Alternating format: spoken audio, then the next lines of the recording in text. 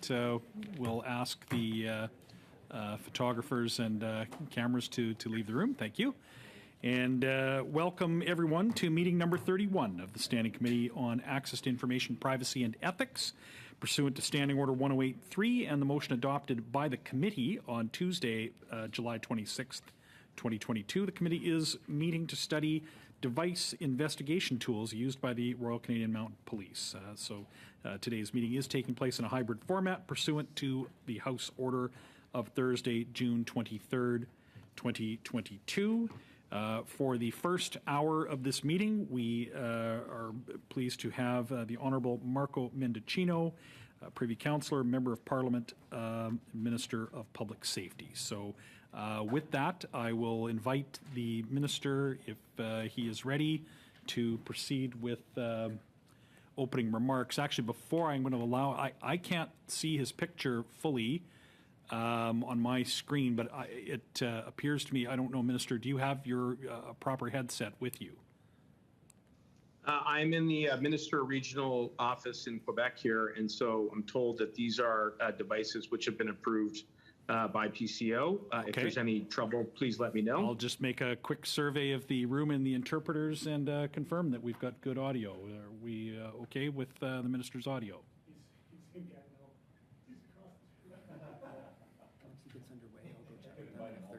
Okay, I'm not seeing any objection, but it's not clear. I didn't see any reaction from interpretation. I see some nodding. Okay, all right. Then with that, thank you, Minister, and go ahead for... Point of order. Go ahead. All right. Sorry, there seems to be a point of order before we begin. Ms. Khalid, do you have a point of order? Yes, Chair. I just wanted to review something from the last meeting.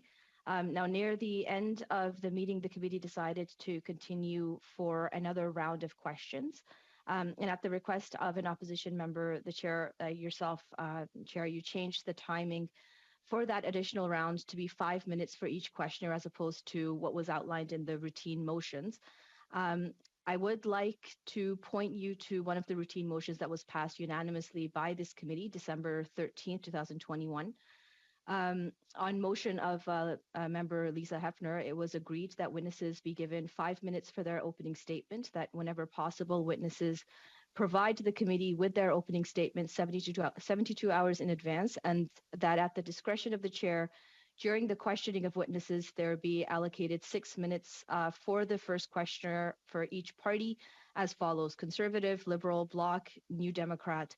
For the second and subsequent rounds, the order and time for questioning be as follows: Conservative, 5 minutes; Liberal, 5 minutes; if I Bloc, may, 2.5 minutes. If I may, Ms. Khalid, yeah. I am fully aware of the motion and its content, and if you will recall in the meeting, when there was a request from a member just to go with, for one member to have a 5-minute round, when we had exhausted 3 full rounds, there appeared to me to be unanimous consent to proceed in the way that I did. I was merely allowing members with the time that we had left after a lengthy meeting to go ahead and give each party 5 more minutes. But if I may infer from this intervention that you will not agree subsequently to any other deviation from that motion, then that is noted. I don't think that we're going to have time for that to be relevant anyway with any of our further meetings, given how tight they are. So if that's sufficient, may I proceed with our witness? This is a point Yes, of order. thank you. Okay, Point of order, much. Mr. Chair. sorry, we have another point of order. Okay. Yeah, referencing the standing orders and the Green, routine quickly. procedures. Has the minister provided this committee with the opening remarks in advance of the committee? Yeah, I did not receive any. I'll ask the clerk if any were received.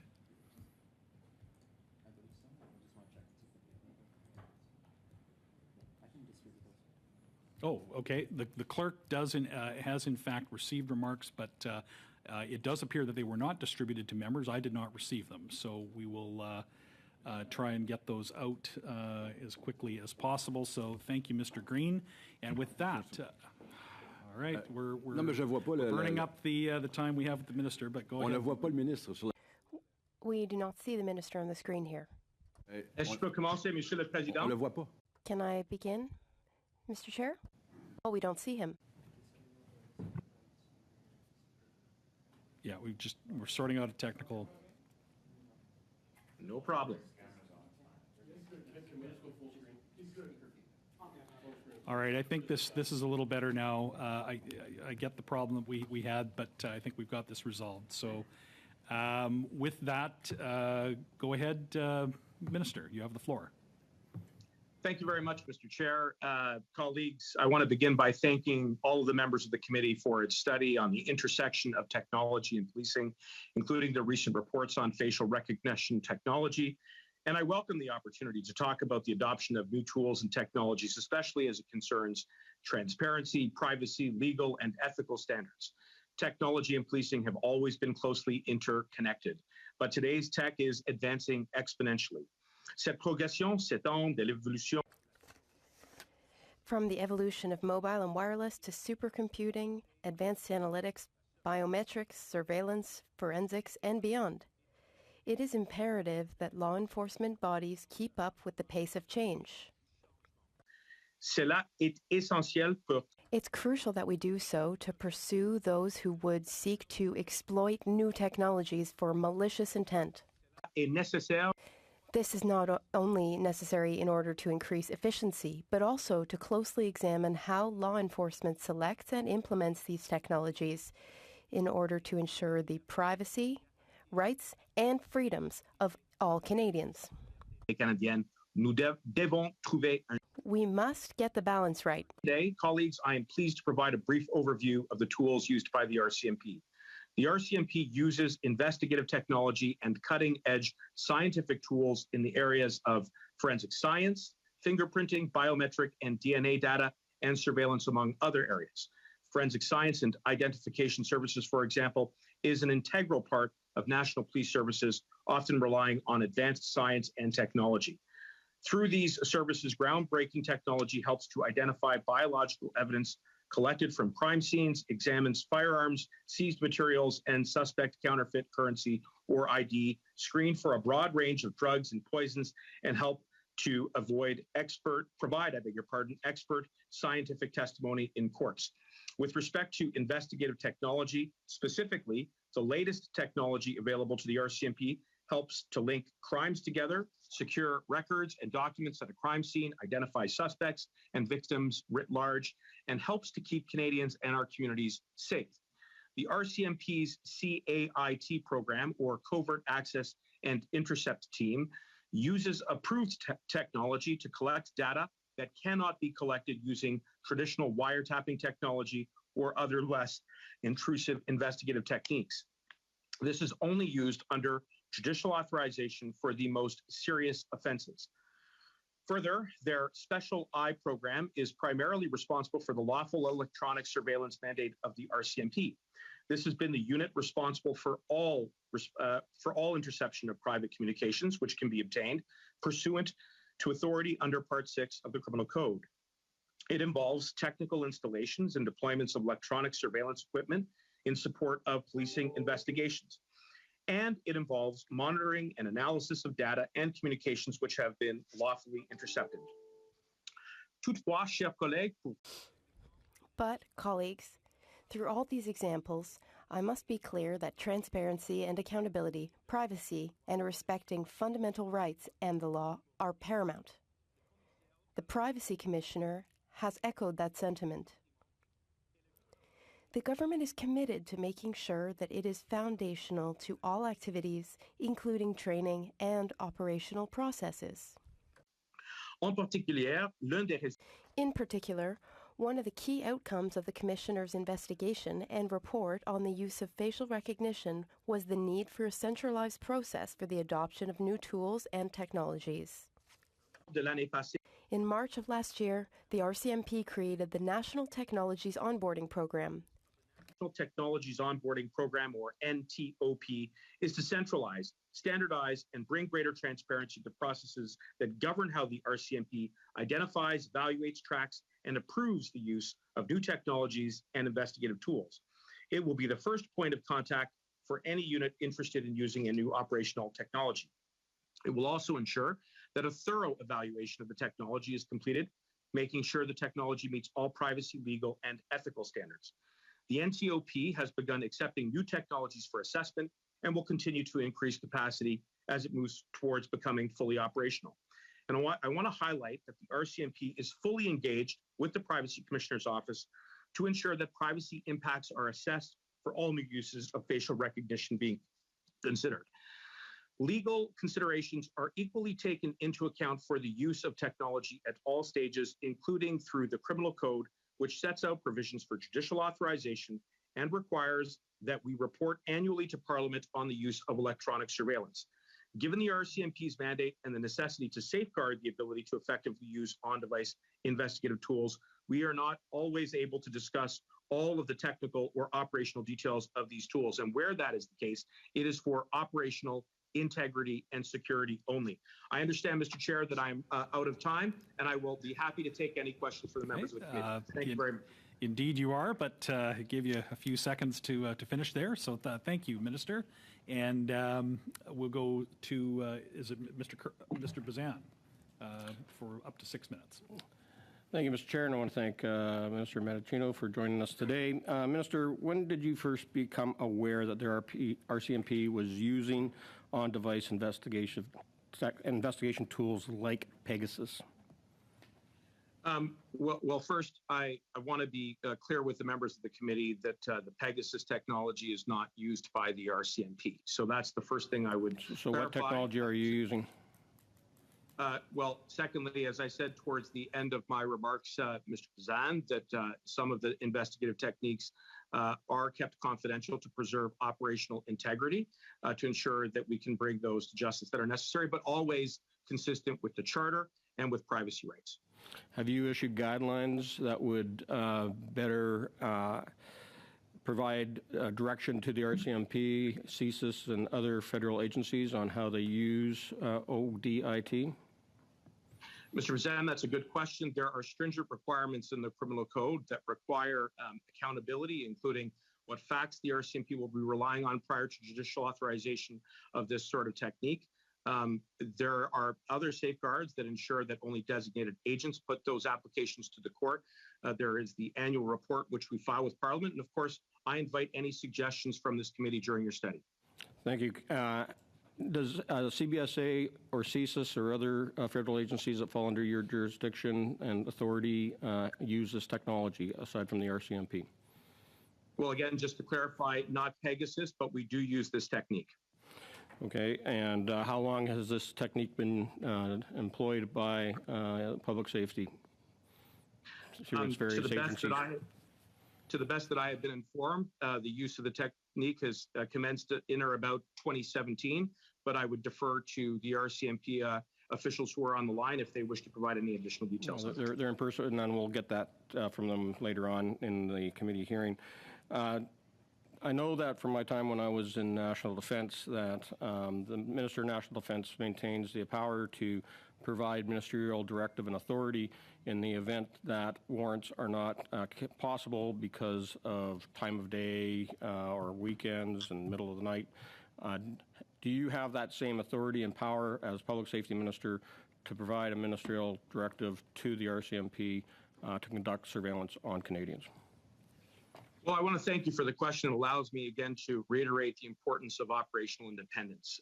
Elected officials do not conduct criminal investigations, nor are they responsible for dispatching. Minister in charge of the direction of the agency, do you have the power to give ministerial authority when there is not the capability or the opportunity, say, for a national security threat that's imminent, to provide surveillance without a judicial warrant? Mr. Bazan, as you will know, it is the RCMP who apply for those powers, and they are authorized by the court after a rigorous application on the strength of a designated agent who submits an affidavit. Minister, was this on-device investigative tools used while the Emergencies Act was invoked? It is my knowledge that it was not. And again, for further operational details, I would invite you to ask and put those questions to law enforcement. We'll raise that later. As you know, National Defense was on training exercises on a King Air aircraft that was circling downtown Ottawa during those protests. Were RCMP or CSIS officers on those planes when they're surveilling those people that were on the ground for these so-called training exercises? Mr. Bazan, I would invite you to put any operational questions directly to law enforcement. Okay. Have you been briefed on the RCMP's use of the remote activation of microphones and cameras on our mobile devices? I've had discussions with the RCMP and my officials. I've also had the chance to canvass the annual report, the most recent annual report on the use of electronic surveillance, which most recently was tabled for 2020. There's another report that is forthcoming for 2021. It is one of several mechanisms that we use to be open and transparent with the public about the use of this particular investigative technique. So as we know, Pegasus, although you're saying we don't use it here in Canada, has been deployed by state actors against politicians in other countries, as well as journalists and human rights activists. We know that the U.S. has banned the use of Pegasus in the United States through the White House and actions by Congress. How can you assure us that the software, the spyware that the RCMP and other government agencies are using is not available to malign state actors here in Canada? Again, Mr. Bazan, I want to thank you for the question. And the way that I can assure you is that question was put to our officials. The answer that I was given from them was that the branches within this portfolio do not use that technology. And I would also add in conclusion that there are rigorous protections which are put into place prior to the authorization of this particular technique, including applications which must go to a superior court judge on the strength of a designated agent who puts forward a thorough recitation of the facts on which the authorization is being sought. Thank you, Minister, and thank you, Mr. Bazan. And now we'll go to Ms. Hefner for up to 6 minutes. Thank you, Chair, and through you, I'd like to thank the Minister for being here with us this afternoon. Minister, in my former life as a journalist, I covered some terrorism trials, and I could be wrong, but I understand that in your former life as a prosecutor, you were involved in some terrorism cases. And based on the information provided to this committee by the RCMP, it looks like terrorism was one of the few crimes that the RCMP would use this technology to address. So I'm wondering if you can talk from your experience about why police might need to use this technology in the right circumstances with the right protocols and checks and balances in place. Thank you for the questions, Ms. Hefner. It's not often that I get to compare notes on prior professions and the kind of alignment in which you just posed it, you being a former journalist, me being a former federal prosecutor. But yes, I am familiar with the rigorous steps that have to be followed in order to deploy this kind of electronic surveillance technique. It is not an easy thing to obtain. There are numerous steps that have to be followed, as I have pointed out in my prior answers to Mr. Bazan. First and foremost, there needs to be an application that is submitted to a superior court judge. That judge then has to take a look at the facts in very meticulous detail that will offer some evidence or information of a very specific offense which is being breached. And I would point out that, as I think is implied in your question, you can apply for this type of investigative tool or indeed wiretaps generally for any old criminal offense. There are a limited number of very serious offenses which are listed under Part 6 of the Criminal Code to which this technique would be eligible. After that, the judge has to engage in a balancing exercise where they determine, among other things, is the interception, is the technique necessary? Is it pressing and urgent enough such that it requires the technique to be afforded to the state for the purposes of acquiring information, which could then be potentially used as evidence in a subsequent criminal proceeding? Again, there is a lot of attention to detail. It is not uncommon for the courts to put questions back to designated agents before approving these judicial authorizations, precisely because we place as a paramount value the protection of people's privacy, individual privacy rights, and other protections under the Charter.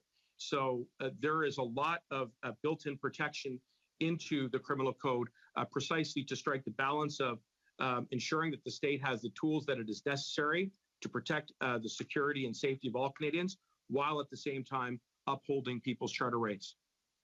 And I think you mentioned that a judge would not approve these warrants if there was another way for police to collect this information. It's only a last resort. That's correct. It's typically referred to as investigative necessity, and what the state has to demonstrate, what law enforcement has to demonstrate, is that there have been efforts at exhausting other techniques prior to coming to the court with a request for a judicial authorization under Part 6, including some of the techniques which are the subject of the study before this committee. So it really is seen not as a first resort, not as a tool of convenience, but rather as a tool of investigative necessity to demonstrate restraint, because it is important that we protect people's privacy.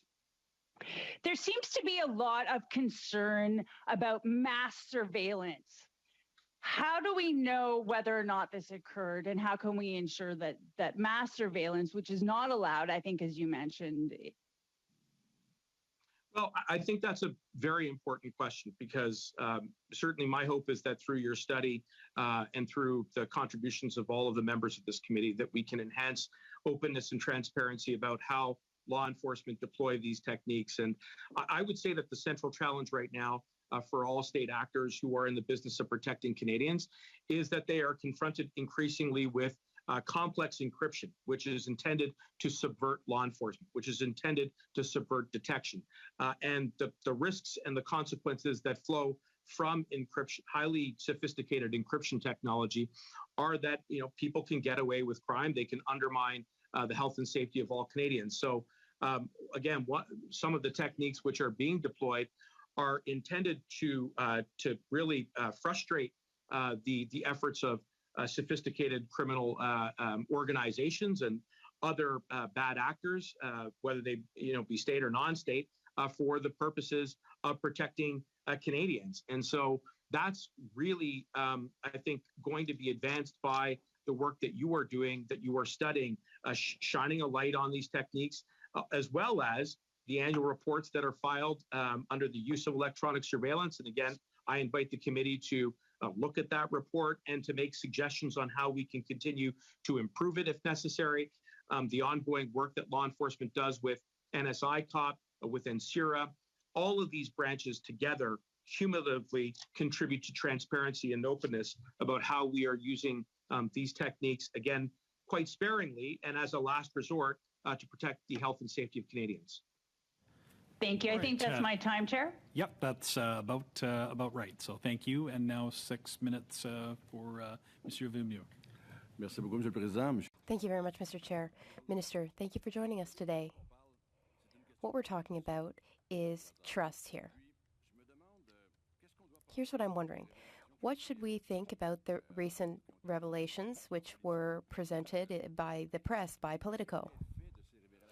What is the impact of those revelations on people's trust toward the department, toward the RCMP?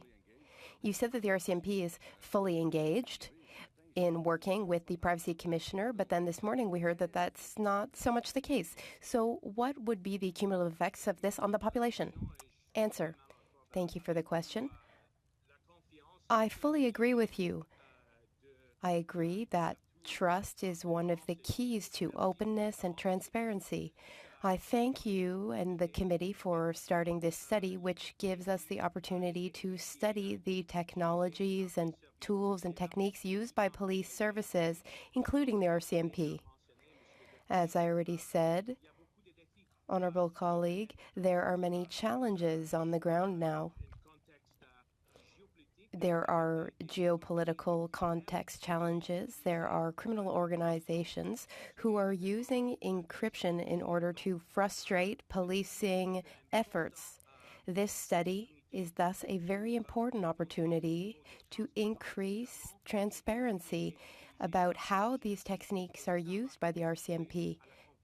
And this will contribute to trust. Thank you very much. And yes, it is a fact that technology is advancing very quickly, and we need to be able to follow it.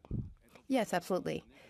Now, continuing, in your opening remarks, you said that the RCMP is assessing to determine whether tools are too intrusive.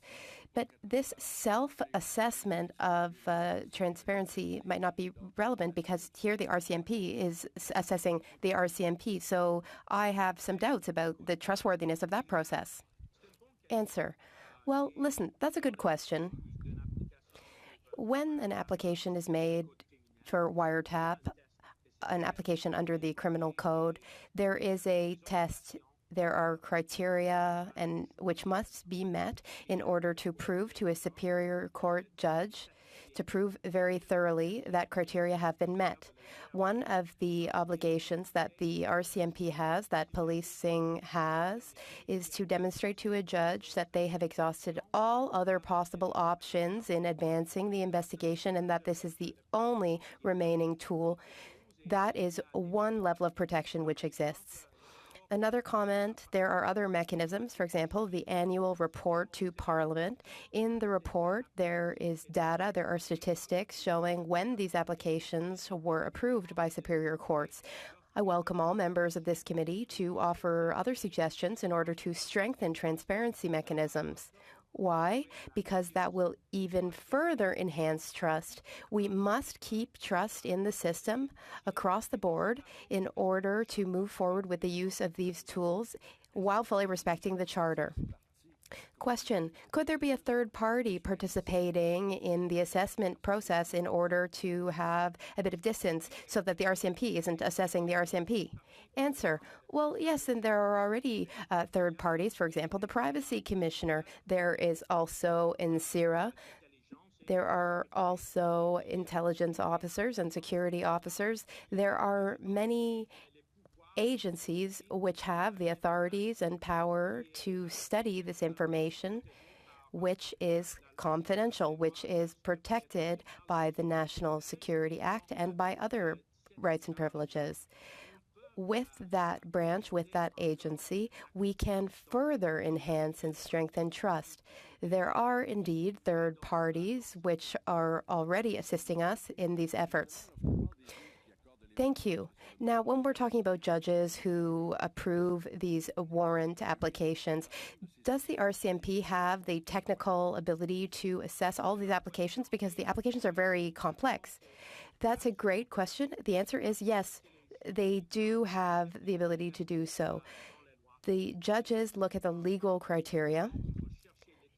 Judges understand how we can strike the right balance between the needs of the state to protect citizens and all other rights, balancing charter rights and other rights. So judges have the necessary experience and skills to find the right balance. And that's why I trust the process.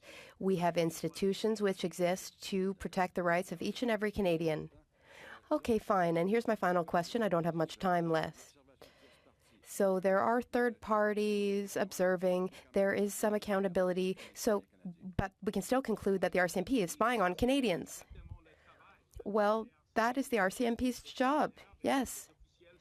Public servants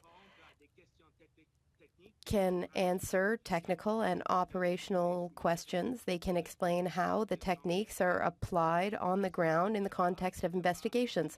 But that's not to say that there's no space for improvement, which is exactly why I support and encourage this committee's work. I hope the committee will offer suggestions and recommendations to strengthen the application of these tools by police services. Thank you very much, and that's our goal too. Thank you. Mr. Green for up to 6 minutes. Thank you very much. In your opening remarks, I noted that you stated that you wanted to highlight that the RCMP is fully engaged with the Privacy Commissioner's Office to ensure that privacy impacts are assessed for all new uses of facial recognition being considered. That's not what we're here for today. What we're here for today, and perhaps you misspoke in your opening remarks, are on-device interception tools. We heard in the first segment of this morning that the Privacy Commissioner was not, in fact, informed on the subject matter of this meeting. Would you care to comment on the clear and obvious contradiction that you've presented in your opening statement with the testimony as provided by the Privacy Commissioner in regards to what it is we're here for today, which is the on-device interception tools? Well, first, I want to thank you for the question, Mr. Green, and I want to acknowledge that it is unfortunate that the Privacy Commissioner has reported that he learned about the use of this particular investigative technique in the media. That is something that I have discussed with the RCMP, and I'm pleased to report to you and other members of the committee that they are now actively engaged with the Privacy Commissioner to ensure that the use of this technique, which again is used quite sparingly and only after great rigor with the approval of a Superior Court judge, is done in a manner that is consistent with the Charter. You may have heard in the opening statements, I'm sure either yourself or your staff would have briefed you on the testimony that the Privacy Commissioner suggested as a recommendation that privacy impact assessments be a legal requirement to his office. Would you support and agree with that? Mr. Green, I invite and support the work of this committee to offer any recommendations which it thinks will augment transparency. I would say to you, as I have said in prior answers, that there are already a number of mechanisms that assure transparency, but I think given the sensitivity of this technology, given how sparingly it is intended to be used, and again, only with the approval of a Superior Court judge on the strength of an affidavit that is put forward by a designated agent, we should always be open to having a conversation on how we can raise the bar. Well, we're talking about it now, so I'm going to put the question to you directly. Would you support it as the minister responsible to have it included as a legal requirement, given that we're going to be contemplating a new and revised Privacy Act? Mr. Green, I'm happy to say to you that I will be pleased to consider all of the committee's recommendations. I think it's important that we look with great scrutiny and with great merit on the suggestions that you will provide. I also want to make sure, Mr. Green, that as we take your recommendations, that we are weaving them into the overall landscape and architecture that is designed to ensure that there's transparency within CIRA. We noted that the Treasury Board has within its policies a open by default mandate, one that would have departments proactively engaging with the Privacy Commissioner on issues of this. And yet, you know, when you look at the Health Canada mobility study that we had to have, when you look at Clearview, when you look at what we're talking about, what's before us here today, what you'll note is a habit of constantly playing catch up with what these departments are doing, because there doesn't seem to be a culture of transparency and openness by default by this government, and because it doesn't seem that these departments are willing to, in a proactive way, engage with the Privacy Commissioner. This is now the third situation, which I think could have been avoided at committee, quite frankly, if these agencies had gone on the record and pursued with full engagement and full cooperation privacy impact assessments. Would you not agree? I think what you'll hear from RCMP officials who are there, and what I will transmit to you personally, Mr. Green, is that we always have to be prepared to up our game on transparency. There is the annual report on the use of electronic surveillance. I think that we should look at that as one of a series of tools so that we can shine a light on how we use these investigative techniques to protect Canadians. So I look forward to the suggestions that you may have and other members may have, Mr. Green, because I think in order to build trust and confidence, I we need to be appreciate that. transparent. I'd like to know with specificity what laws and policies are in place to ensure that the tools and new technologies used by the RCMP meet privacy standards under your purview as the minister responsible. Well, first and foremost, there are the provisions under the Criminal Code, which again contain great rigor and require great transparency and full, frank, and fair candor to the court. Secondly, there's the Privacy Act. And thirdly, I Point. would Do point you out do you not agree that those agencies also have a duty of candor to the House of Commons in that committee? Without question. Mr. Okay, I Green, just I'm want not to here to reference contest with that. you, now that we have you here before us, that in our previous studies, in fact, we had members of the RCMP refusing to even name what was already publicly available, the person who is responsible for procuring Clearview technology. We have a culture that has been reflected in the courts as a culture of being cavalier, which came through in a judicial decision as commenting on both CSIS and the RCMP. So what are you doing as the minister responsible to ensure that that duty of candor presents us with full, frank, and completely transparent accounting for within this committee and the House of Commons? In short, holding all branches within my portfolio accountable for those values which you just stated, making sure that the mechanisms are designed and are delivering the transparency that is required to build trust and confidence. And it is an ongoing exercise that constantly requires reflection, especially as we Let me ask you use this. new technology. Let me ask you this last question. We talked about the Privacy Act. We talked about having privacy rights embedded in the preamble. We now have determined that preamble is actually not legally binding. Would you support putting privacy rights within the actual legal framework of the upcoming Privacy Act? Mr. Green's used all of his time without. I'll leaving give him time an to answer. reflect on that and Maybe then he reflect can back answer. on it in my next round. Minister, Thank if you can give us a quick yes or no to that, if you'd like to, I'll let you. But otherwise, we're going to go. You can next to go. Mr. Williams. The short answer, Mr. Chair, is there are charter and privacy protections already built in, but I invite future recommendations as this committee may submit. And with that, I'll go to Mr. Williams. Thank you, Mr. Chair, and Minister, thank you for being with us today. This morning, we had Canada's Privacy Commissioner in the room, and he spoke about maintaining trust in our public institutions. Do you believe in maintaining trust in our public institutions? Absolutely. Okay. You stated this in your opening statements that this technology that you know of has been implemented since 2017. Is that correct? That's what I have been advised. Minister, is it acceptable to you that it's been 5 years since that the RCMP have not submitted a privacy impact assessment, and they're just completing one now? That the privacy commissioner thought that it would be provided at the end of August, but is it acceptable? It's been 5 years since they've had that completed. Well, as I have said previously, I think it is unfortunate the privacy commissioner was just recently engaged, but I would also want to clarify to you and to the members of the committee that privacy protections are afforded and complied with in the context of the use of this technology when they apply for judicial authorizations. That's one of the important protections. Well, Minister, my question was, do you find it acceptable that it's been 5 years? And this again, based on the fact that the commissioner this morning stated that he only learned of this in June. So is 5 years, I mean, we think June's probably too long. Is 5 years too long? I want to make it abundantly clear to you that when these techniques are used, including ODIPs, that there has to be a balancing. Minister, yes or no is privacy rights. Is absolutely acceptable. Yes or no?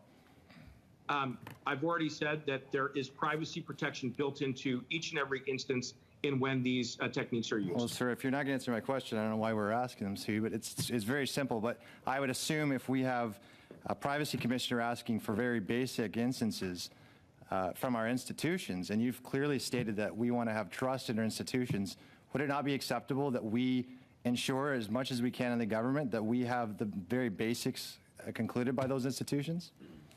Of course, and that's why I said that Thank you, sir. The RCMP are engaged with the RCMP. With the Privacy Commissioner. Thank you very much, sir. You know, this committee has been starting, and you mentioned in your opening remarks, facial recognition technology, data mobility. Technology is evolving. It's continually evolving, and this is just the latest instance. As you mentioned, 2017 was when this technology came into effect. So we assume there's a lot more of this technology into effect. To your knowledge, do you know of any other departments or under your purview that we should be looking and pushing for privacy impact assessments at this point? Look, I would not want to preempt the independence of your committee and who you wish to study. I would invite, though, the conversation that we're having right now on how we can ensure that we are protecting privacy.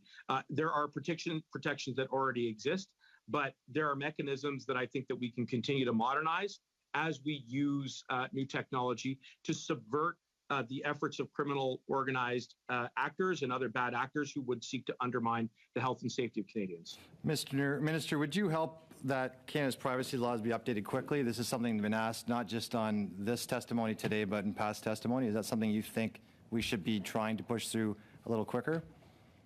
I think we should always be looking at ways to ensure that Canadians' privacy is being protected. And again, I encourage the study that you are undertaking right now.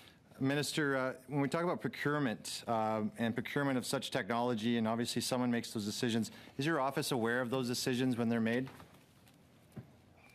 Well, there are a number of different procurements which are undertaken by independent operational decisions, which again, for good reason, lie within the purview of the RCMP. You don't want elected officials conducting investigations.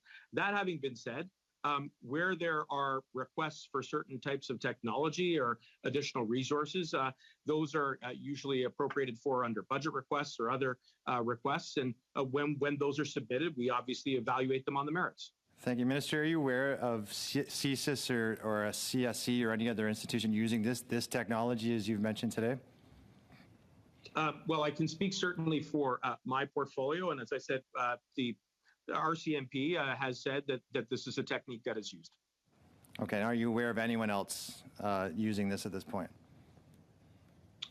Certainly, when techniques like this are used by the government, they are done in a manner that is consistent with the Charter, with privacy laws, and with all of the other mechanisms of transparency that attach to it. Thank you, Mr. Chair. With that, next we go to Monsieur Villemeux. Oh, no, I'm sorry. No, we do not. We go next to Ms. Valdez for 5 minutes. Thank you, Chair, and thank you, Minister, for joining us today. So, Minister, Part 6 of the Criminal Code sets out the authority for the lawful electronic surveillance mandate of the RCMP. As with any sort of search and seizure, the Criminal Code does not provide the authority for mass surveillance, but grants law enforcement these tools only when absolutely necessary to maintain safety and security. So, Minister, can you advise this committee on that threshold needed for the interception of private communications per the Criminal Code? It's a very high one, as you've already mentioned, Ms. Valdez. It is not an easy test to meet. There are only specific individuals who are authorized under the law who can bring forward an application for judicial authorization to conduct a wiretap or to utilize some of the investigative techniques, which is the subject of this study. It requires that the offense for which there's an expectation that information or evidence might be procured through the technique falls within a very limited number of serious offenses under the Criminal Code. And as we already mentioned, Ms. Valdez, the state has to go to some lengths to demonstrate that this technique, this form of surveillance or search and seizure is not a first resort, not a tool of convenience, but rather one that is only being requested after other efforts have been exhausted. So there are many protections which are built into the Criminal Code and the law generally that are there to achieve the balance between allowing the state to protect individuals while at the same time protecting the individual privacy of all Canadians. And you highlighted in your opening remarks the importance of the transparency, the privacy, and accountability. And we as Canadians, we need this from our intelligence agencies. So how can we ensure that Canadians, that we respect their right to privacy and their rights set out in the Charter Rights or Freedoms, and how are those being upheld?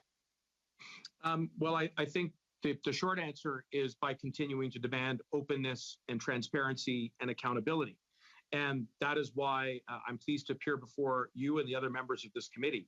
I invite the study that you are undertaking right now. I think it is important that we explain to Canadians why it is that law enforcement has to resort to this technology.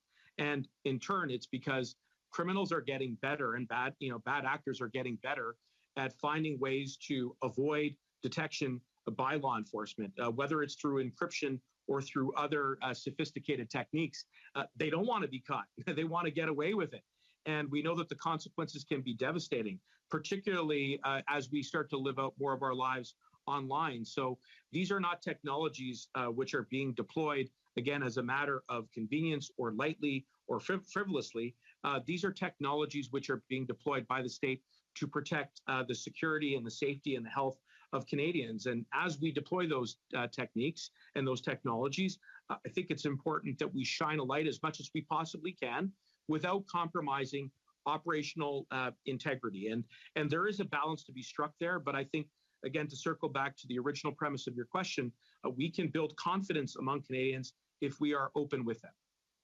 Thank you. And in March 2021, our government created the National Technologies Onboarding Program to bring more transparency on the RCMP and how they gather, identify, and track new and emerging technologies. Can you give the committee some oversight on how this program works and how the RCMP maintains that right to privacy while conducting their investigations? In plain terms, it's meant to centralize these processes. And by centralizing them, we can ensure that there's greater compliance with professional standards, with the law. Keep members of the RCMP who've been designated to apply for the use of these techniques very much up to speed on what is required by the court. Making sure that they're kept abreast of any developments in the law, because on occasion, the courts will clarify on how the law should be interpreted depending on the techniques that are being used, the technology that is being used, and how they are interpreting on how we strike that balance appropriately. So centralizing through the NTOP does allow for, I think, a higher level of confidence that we are adhering to, that the members of the RCMP are adhering to the rigors of the law with highly trained individuals who are adhering to high professional standards.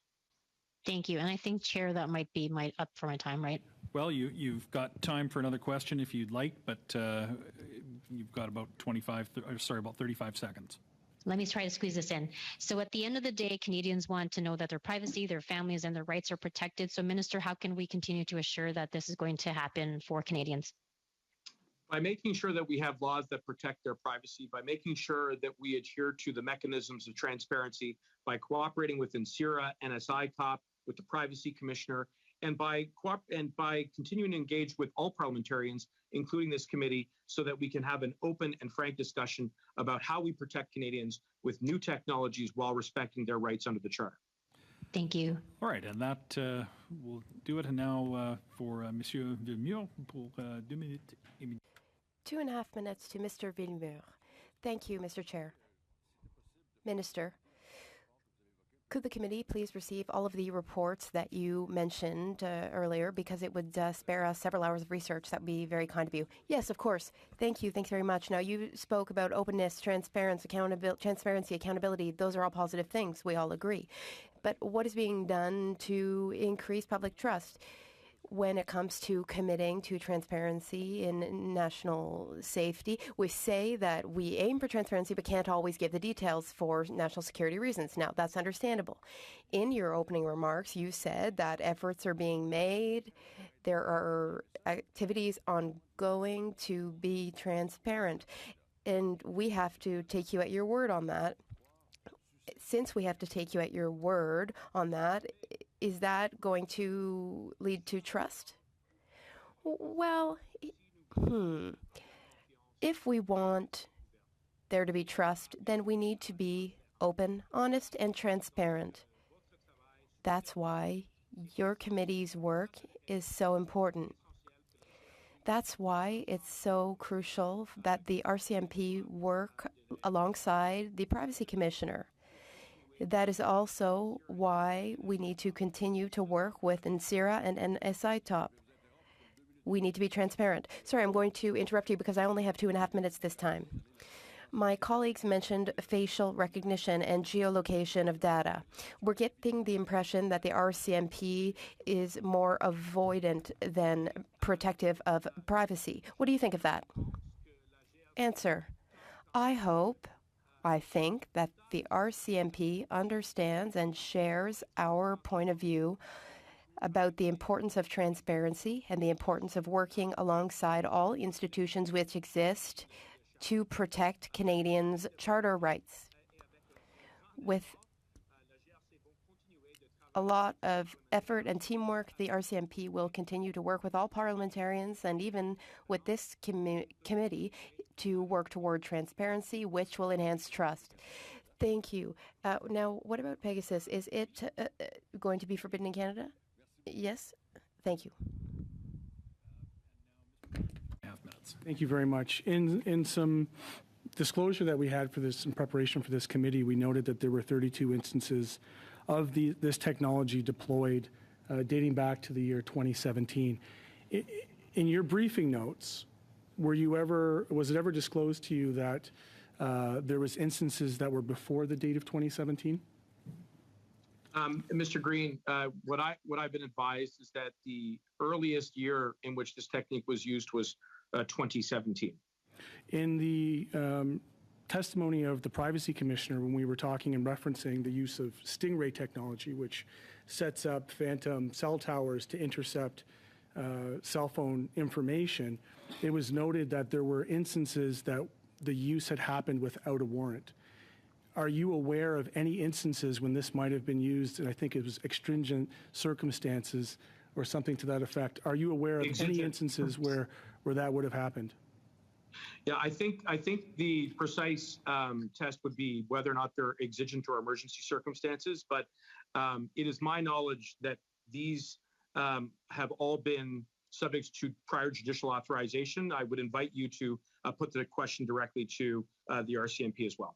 And I'd asked this question, and respectfully, I felt like you kind of danced around it.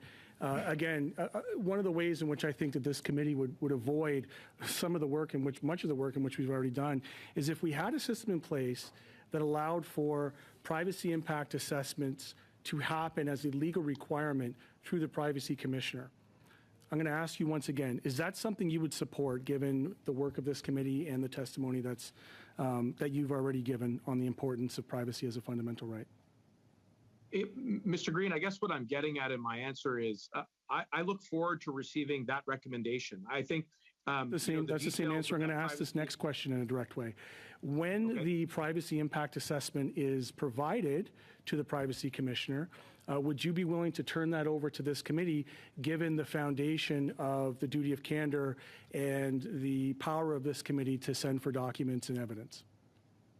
Yeah, I mean, I think I want to be as transparent as I can be about those privacy impacts. I also want to make sure that we're respecting the process that is being undertaken by the Privacy Commissioner in conjunction with the RCMP. So the bottom line for me is I think the more transparent we can be, the better.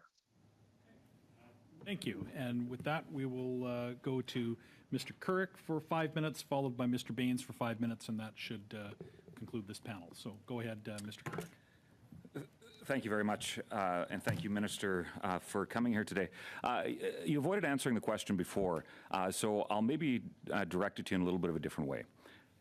Are you aware of any other instances of agencies or departments under your purview that have utilized this technology, yes or no? Again, I would say to you that... So other than the RCMP, Minister, are you aware of any... I'm not even asking you to identify those departments. Are you aware of any other entities under your purview that have used this technology other than the RCMP? I was coming to the answer. I was just in the process of saying that these techniques, if and when they are used, are always done in a manner that is consistent with the law and the charter. So we'll take that as a yes, although some equivocating on how you came about it. Minister, as has been the case, certainly I've seen a number of times before this committee that the government's response seems to be, we need to build trust, so just trust us. With, in many cases, including the contradictory testimony that you've given here today with what the Privacy Commissioner spoke about this morning, and seeing how the OPQ signed off on by, I believe, your parliamentary secretary at the time, Ms. Damoff, and the letter that was provided to this committee, there's a difference. There's a discrepancy that exists. So there are provisions within both the criminal code and other legislative frameworks that allow for national security to be used to circumvent Section 6 and the normal judicial processes required for surveillance operations. Minister, yes or no, are you aware of that ever having been used while you've been Minister of Public Safety? Yes or no?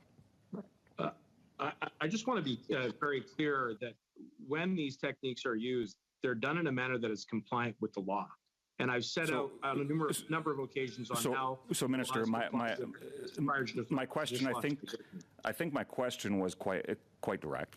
There are national security exemptions that can be used to circumvent the typical processes where there's that judicial process that you've expounded on quite fulsomely within Section 6 of the Criminal Code.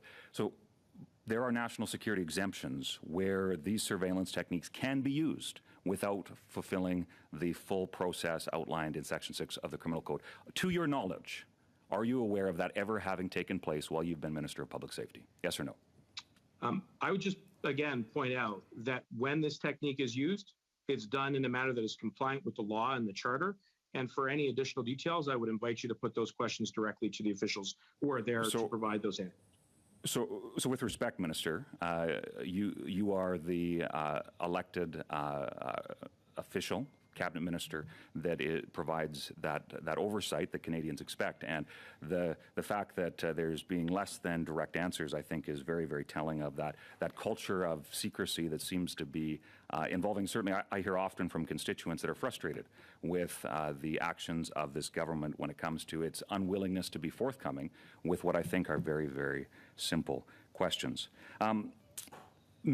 Minister, when we see specifically with some of what the Privacy Commissioner spoke of this morning, that it's only been after the media reported on this ODIT technologies being used that the RCMP, that now the Privacy Commissioner is engaged with the RCMP. Minister, does that concern you that this confirms a trend, which we've seen from your government, where only after public scrutiny and, in many cases, parliamentary and media criticism, that's when action is taken to, in your words, quote, build the trust of Canadians, unquote? As I've previously expressed, I think it's unfortunate the Privacy Commissioner found out through the media, and that's why I'm inviting the work that is being done today. I think we, as I've said before, should always look at ways in which we can raise the bar on transparency, particularly as we're using new technologies to protect Canadians. So there's a lot that's unfortunate, and certainly I do look forward to tomorrow morning when the previous Privacy Commissioner, who has, I would note for the record, Mr. Chair, has had very, very public disagreements with the RCMP, among other instances. So, Minister, I hope you can appreciate that Canadians are not comfortable with the simple comments that this government seems to say of we're building trust, so just trust us. So I hope we can certainly get to some answers in this regard. Well, I would just say to you that there are many mechanisms of transparency to ensure that there is openness, including NSIRA, NSI COP, the very rigorous tests under the Criminal Code. That's how we'll continue to build transparency in addition to the good work of this committee. All right, thank you. And for our final members round, it goes to Mr. Baines. You have 5 minutes. Go ahead. Thank you, Mr. Chair, and thank you to the Minister for joining us today and being very forthcoming and telling us about the various transparencies that are available.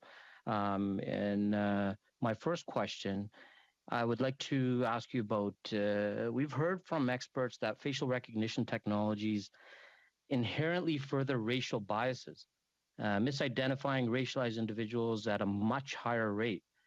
So if the RCMP is making use of such technologies, how are they accounting for these discrepancies and addressing these systemic inequalities?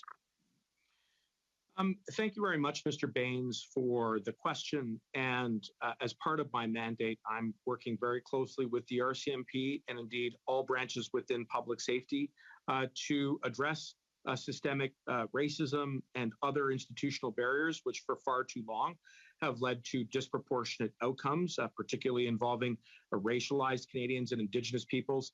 I would invite the members of this committee to take a look at the most recent and updated mandate letters, which I have issued to all branches within my portfolio, including the RCMP, who are here before you, because we have to tackle this work together. And I want to commend the Commissioner, all of the members of the executive team for understanding and appreciating that it is a top priority of our government to do just that. And we obviously have a long way to go.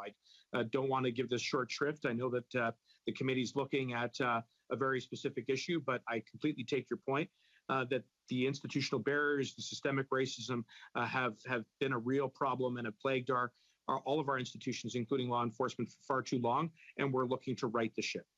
Thank you for that. And so you mentioned the National Technologies Onboarding Program. Can you provide this committee with an understanding of how this program will provide greater oversight on the use of technologies and investigative tools used by the RCMP? Thank you for the question, Mr. Baines. I think in some ways, I've discussed this previously with Ms. Valdez's question, but in essence, what the RCMP have done is they have created this branch, this particular office, if you will, to centralize our efforts in the use of this technology. And by doing so, we can be sure that there is very clear and high expectations set with regards to professional standards, that there is training that is provided to those members who have been designated to apply for the use of this technology. And as part of that training, to be sure that they are kept abreast of any developments in jurisprudence in the law, so that where there needs to be improvement, where there needs to be course correction, where there needs to be greater sensitivity to ensure that we're protecting privacy, that we are adhering to those values, because as I think we've heard throughout today's conversation, one of the running themes is that we all want to build trust and confidence, but in order to do that, there needs to be transparency and openness and accountability. And I think the creation of this office is designed to do just that. So just to follow up to that, what involvement, if any, do you have with the RCMP decision-making process as it relates to the decision to use ODITs in a particular case? None. These are operational techniques, and we don't want elected members of the government or any elected politician, for that matter, directing or trying to steer investigations, which by extension would include, investigative techniques or judicial authorizations. There are safeguards, including constitutional principles, which have been established by the Supreme Court to safeguard operational independence. That's something I believe. I hope that's something that all of the members of this committee believe. You don't want me or any other elected member directing the use of this technique. Thank you. Any more time, Mr. Chair? You've got almost a minute. If you'd like to ask another question, go ahead. Okay. So, Minister, in your view, what advances in encryption technology convinced the RCMP that traditional means to monitor the communications of possible criminals were no longer sufficient? The emerge of counter-surveillance technology like encryption, which is being used by criminal actors and bad actors who are trying to undermine public safety and national security. And it is through the detection of those counter-surveillance techniques and technologies that the law enforcement and the RCMP have had to develop and utilize other techniques to make sure that we can bring those who are trying to do harm to Canadians to justice. It's very difficult. It's complex work, but there are protections that are built into place, including the tests under the law and other transparency mechanisms so that we can accomplish that balance. All right. With that, I will, and just before I suspend the meeting to transition to the next panel, I would like to thank the Minister for his time and for his willingness to appear at committee. And with that, meeting suspended. Thank you, Chair. So welcome back. I'm going to convene the second panel now of today's meeting, and with us now for the second panel from the RCMP, Mark Flynn, Assistant Commissioner, Federal Policing, National Security and Protective Policing; Brian Larkin, Deputy Commissioner, Specialized Policing Service; and Dave Kobe, Sergeant, Technical Case Management Program, Technical Investigation Services. So we will begin our second panel with opening statements, if you have one, from the RCMP. Go ahead for up to 5 minutes. Bonjour à tous. Good afternoon, Mr. Chair and honorable members of the committee. The RCMP is grateful for the opportunity to speak with you today about this important matter. We hope that our comments will inform your study into the RCMP's use of on-device investigative tools, commonly known as audits. Encryption is essential in our modern world. It protects financial and other sensitive information and helps ensure Canadians' online activities remain safe and private. Unfortunately, encryption in the devices that help protect Canadians' privacy also help criminals conduct illegal activities and avoid police detection. Although police are sometimes able to collect data stored on those devices, encryption often renders the data unintelligible.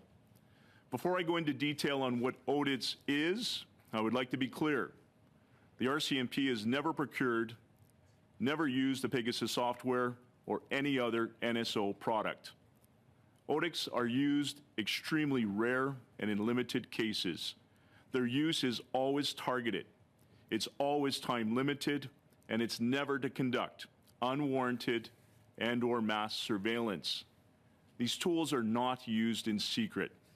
Audits require judicial authorization prior to deployment, and the evidence collected, including how it was collected, is subject to disclosure and court scrutiny. Given the RCMP's mandate, we are not able in this setting to discuss specific operational requirements, and the RCMP is not able to disclose sensitive details related to the tools and techniques used in the course of its investigations. Any public disclosure beyond the technical documentation that we provided to the committee that describes the general capabilities of an audit has the potential to adversely impact our investigations. Our use of audits is in full compliance with Canadian legislation, including the Charter of Rights and Freedoms, the Criminal Code of Canada, and established jurisprudence. Audit technology may be used to assist in high-priority investigations relating to national security, serious and organized crime, and other criminal code offenses that impact the safety and security of all Canadians, and only will be deployed after judicial authorization has been obtained. Now, for what an audit is a computer program that's installed covertly on the cell phone and/or computer of a suspect. Audits assist investigations by maintaining law enforcement's ability to covertly collect private communications and other data that can no longer be acquired using traditional wiretaps and/or less intrusive investigative techniques.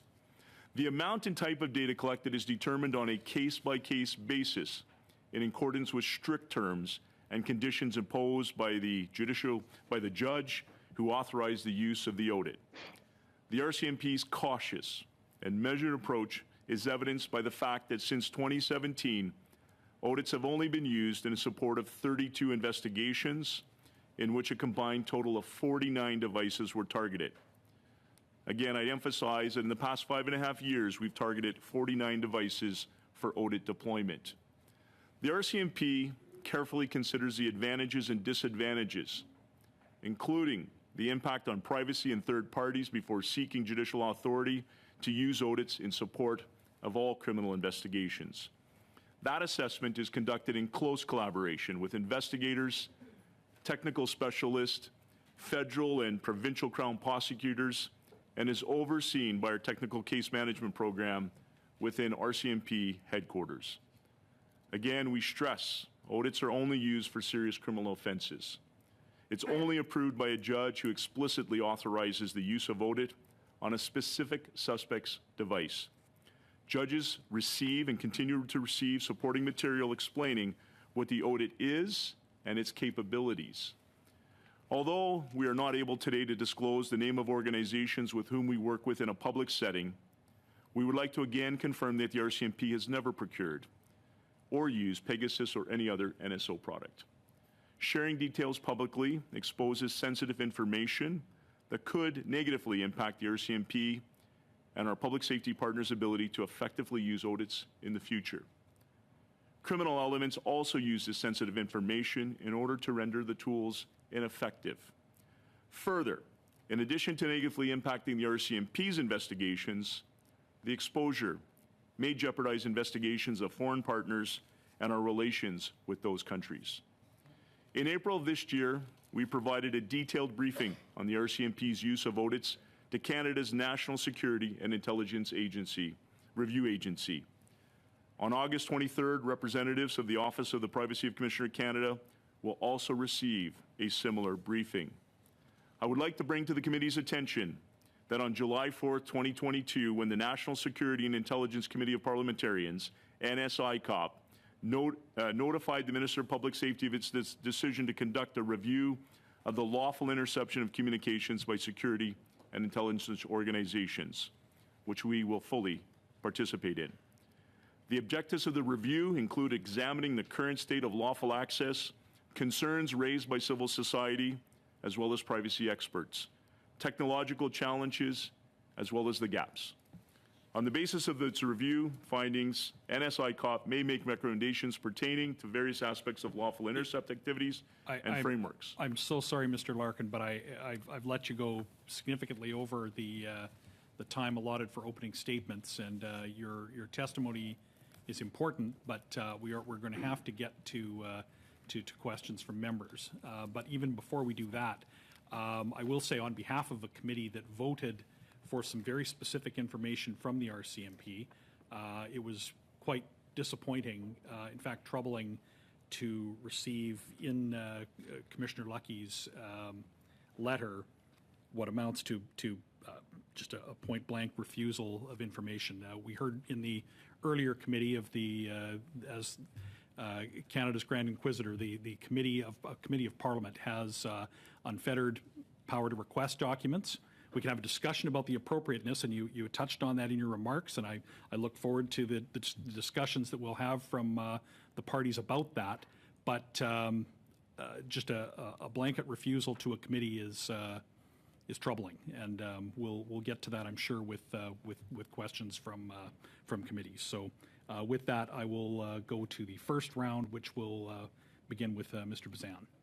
Thank you, Mr. Chair, and I want to thank our witnesses for being here, and I thank the RCMP for their work. And you know, I do believe, as us on the conservative side here, that we want to make sure you guys have the tools to do the job, that you can keep Canadians safe and deal with issues of national security and public safety at all times. But there's also the need to protect the rights of Canadians, the privacy of Canadians, and their charter rights, and there is concerns around the unintended consequences of deploying ODIT, or OTIS as you're calling it, and the potential confusion here, because when we actually had the order paper question that was tabled by the RCMP via the Parliamentary Secretary to the Minister of Public Safety in the House back in June, it talked about 10 or 12 cases that were where OTIS was used.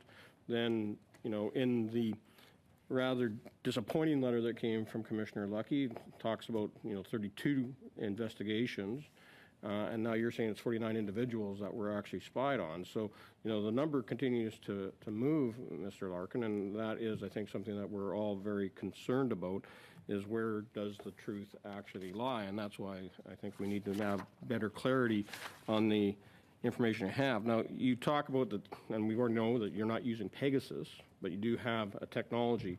Is it made in Canada, or what's the source, the country of origin of this technology that you're using in your investigations? Well, thank you so much, Mr. Bison. I just would like to clarify that we actually have deployed 32 applications targeting 49 devices, not 49 individuals. So just a point of clarification. But I will defer to Assistant Commissioner Mark Flynn to discuss the technology and the procurement of such. So within the RCMP's Technical Investigative Services, there is a process under which they procure all technology. There's an approval process where it's a Director General level approval for both the procurement of the tools and techniques, as well as approving which particular tools and techniques can be utilized by the RCMP in our covert electronic surveillance. Disclose whether it's Canadian technology, or if it's or the country of origin where you get the technology. If it's not Pegasus, then where does it come from? So from my perspective in federal policing, I'm not aware of where all the technology comes from that's utilized here, but I can say I have a long-standing history in this, and back in the days from 2002 to 2015, it was all Canadian technology that we were utilizing. But so this predates what we're talking here, 2017 for OTIS, so you're saying that we've been using this technology since 2012? I can add some clarification to that, and actually it goes back prior to 2012. And I can add some clarification to that. Okay, and so we use this technology, hopefully respecting, I guess, Part 6 of the Criminal Code, that the charter rights have been protected. how often have you used it under national security provisions where you don't have to get warrant? Going back to 2012 or before, like we're talking Otis, and we're also talking, I believe it was through your Special Investigation Unit I, right? So from my involvement, again, back for many years, as well as my current position in national security, we have never utilized this tool without prior judicial authorization. However, having said that, if a situation were to arise that required it, there are provisions that allow us and certain designated individuals to utilize this type of tool for the interception of communications in emergency situations, but I am not aware of any situation where that has been done. And the mere practicality of deploying this type of tool and technique would take it beyond the time period under which such an authorization would be valid. So when it is a national security issue, or it's an area where it's, somebody like, we had, Canadian Navy former Lieutenant Jeffrey Delisle, and that was back to 2012. Now you're saying that this would have been probably used in that situation, knowing that he was a member of the Canadian Armed Forces, knowing that there may be people of interest within the RCMP. Do you still have to go through the process of getting, warrant to protect the issue, their charter rights in the Criminal Code, Section 6, or can you, on staff, surveil them or use spyware without their knowledge and without the consent of a justice? Well, I can say that unequivocally that in that case and in any other similar case, we have utilized the prior judicial authorization for doing so, and not obtaining such judicial authorization would be a violation of Part 6 of the Criminal Code, because that is the privacy invasion provisions under the code, and we would not do that. We are a professional organization who operates under the law. So as a professional organization that's been using this type of spyware since 2012 or sooner, why did it take until it became public information that you never consulted with the Office of the Privacy Commissioner? So I can speak to, again, a long-standing history in the Special I program. And as we follow through the evolution of the use of this technology, as encryption started to be used by targets that we had judicial authorization to intercept, and we were unable to hear the audio, hear the phone calls, or see the messages that they were sending, that is when we developed the tool and technique to make it possible to intercept those communications. But it's important to note the privacy invasion isn't coming from the tool utilized. The privacy invasion is coming from capturing that audio or capturing that text message or capturing that communication that is occurring between two individuals. Okay. And we have evolved in the use of the tools as individuals evolve in the way they communicate. Okay, thank you. No, you're over time a fair bit there, but I wanted to let that answer go without interrupting. But we must now go to Ms. Khalid for up to 6 minutes. Thank you, Chair, and through you, thank you to our witnesses for appearing today. I'll start by asking, just to kind of put all of this into context, how many investigations have been conducted by the RCMP in general over the past 5 years?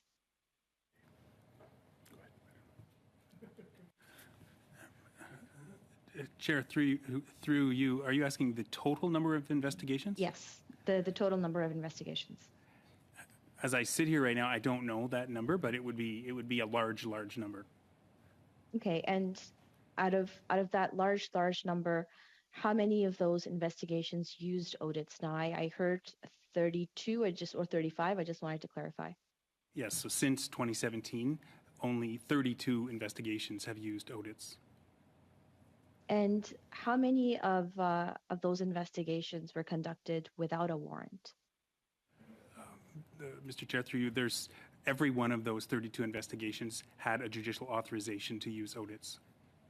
And what kind of criminal activities were in question at the time that audits was used within these specific cases? Mr. Chair, I believe that was in the package that was provided. It breaks down into several different types. The most investigations related to terrorism or serious drug trafficking investigations or there was also 5 murder investigations, and there were also some breach of trust investigations, one of those being the investigation of police officers' activities. But in a total, all combined, they were 32, and they were all 32 investigations that had at least one offense that was under the Section 183, which the minister mentioned in the previous meeting, which are all serious offenses. Thank you. And so the RCMP is subject to the Privacy Act. So what practices do you in general within your department use to ensure that that your device investigation tools comply with the Privacy Act? So I can say as of most recently when we've initiated our National Technology Onboarding Program, really that program, really the genesis of it was the OPC's report of Clearview AI. And as a result of that report, one of the recommendations that the OPC made and which the RCMP agreed to implement was to have a more centralized process to ensure all privacy-related considerations were followed, including assessing early in the process whether a PIA is required, and if yes, ensuring that PIA is written, as well as other internal RCMP requirements related to data security, whether a warrant is required, if a warrant is required, the terms and conditions and language that needs to properly describe technologies are included in that warrant, and things like that. And we heard from the OPC earlier today that it took a while for the RCMP to get to them. Why is that? I'm not sure in specific terms on the audit in particular, but I can tell you following the OPC investigation and since NTOP has been established, we're working to really redouble our efforts to, as early as possible, identify these technologies, and if personal information is implicated, beginning the process of engaging the OPC as soon as possible. Thank you. And just in terms of the scope of audits within the investigations, is there a big capacity for people that are not the subject or the target of an investigation to be captured within audits, for example? Or are there any mitigation factors that the RCMP uses to make sure that it's very, very limited in scope? So one of the attachments you would have received was the sample judicial authorization that we shared with INSERA for the purpose of their demo. And the short answer to your question is the authorization that gets prepared in relation to an audit deployment includes several terms and conditions imposed by the judge, which require us to, if information unrelated to the investigation or not pertinent to the offenses being investigated, if that information is captured, yes, that has to be set aside and dealt with in a protected manner, as well as other information, for example, information related to solicitor-client privilege and things like that. So many of the terms and conditions included in a regular Part 6 or wiretap warrant are included and read into our audit warrants. As we've used these new tools over the years, we've tried to really take a cautious approach to implementing them to make sure those terms and conditions are followed. And I'll ask also, this question came up earlier with the minister as well, with respect to racial discrimination, as we've learned through the facial recognition technology, that race is a huge component as to how surveillance happens. And the RCMP is working on it, does not have a good track record. I'm wondering if you have anything to say to that, and what measures you are taking as you use technologies like this within its limited scope to ensure that there's no racial profiling.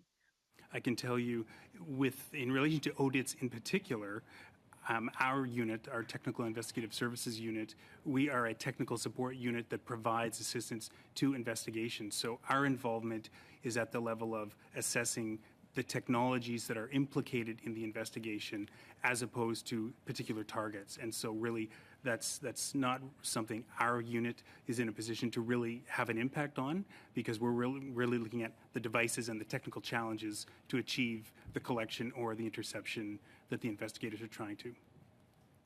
All right. Maintenant, Monsieur Villemur. Merci beaucoup. And now, Mr. Villemur. Thank you, Mr. Chair. And thank you for joining us today. Now, without compromising national safety and security, but I want the people in my riding of Trois-Rivières to understand something. A few things. So I have some questions for you.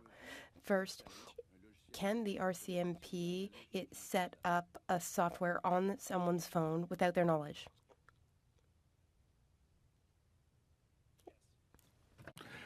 La GRC est-elle capable de capter?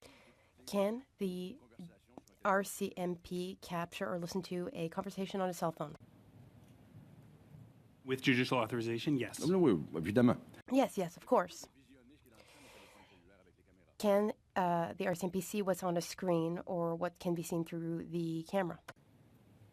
Depending on the device and our capabilities at the time, the answer can be yes. OK. Can the RCMP look at contacts, text messages, calendar, the content on the phone? With the same caveat, yes. Parfait, merci beaucoup. Okay, thanks very much. Now, the Privacy Commissioner this morning and the Minister said that you were fully engaged. Those are the words they used. But even so, before using that software for the first time, did you, yes or no, consult the Privacy Commissioner? No. OK, merci beaucoup. Okay, thanks very much. Un autre ordre. Now, another line of questioning. Commissioner Lucky's letter that we received the other day, it disappointed me too. Our question was very clear. Well, we got a very, very clear answer. We asked whether parliamentarians had been listened to, and the answer we received was the RCMP cannot offer that information. Do you have anything to add to that? I would just add that when we're speaking about any individual in particular, to ask a question about parliamentarians specifically, it's a challenging question because it's actually putting the authority of the individuals asking in a position to speak to something that they care about.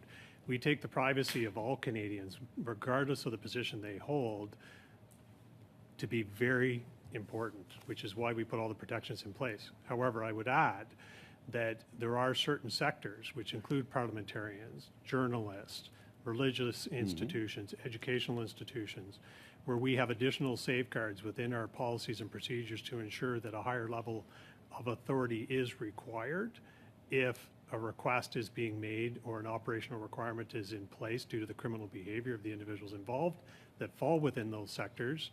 It requires a higher level of approval. For national security matters, that is my position as the Assistant Commissioner in charge of national security. Merci beaucoup. Thank you very much. Now, political parties. Have political parties ever been under surveillance, monitored?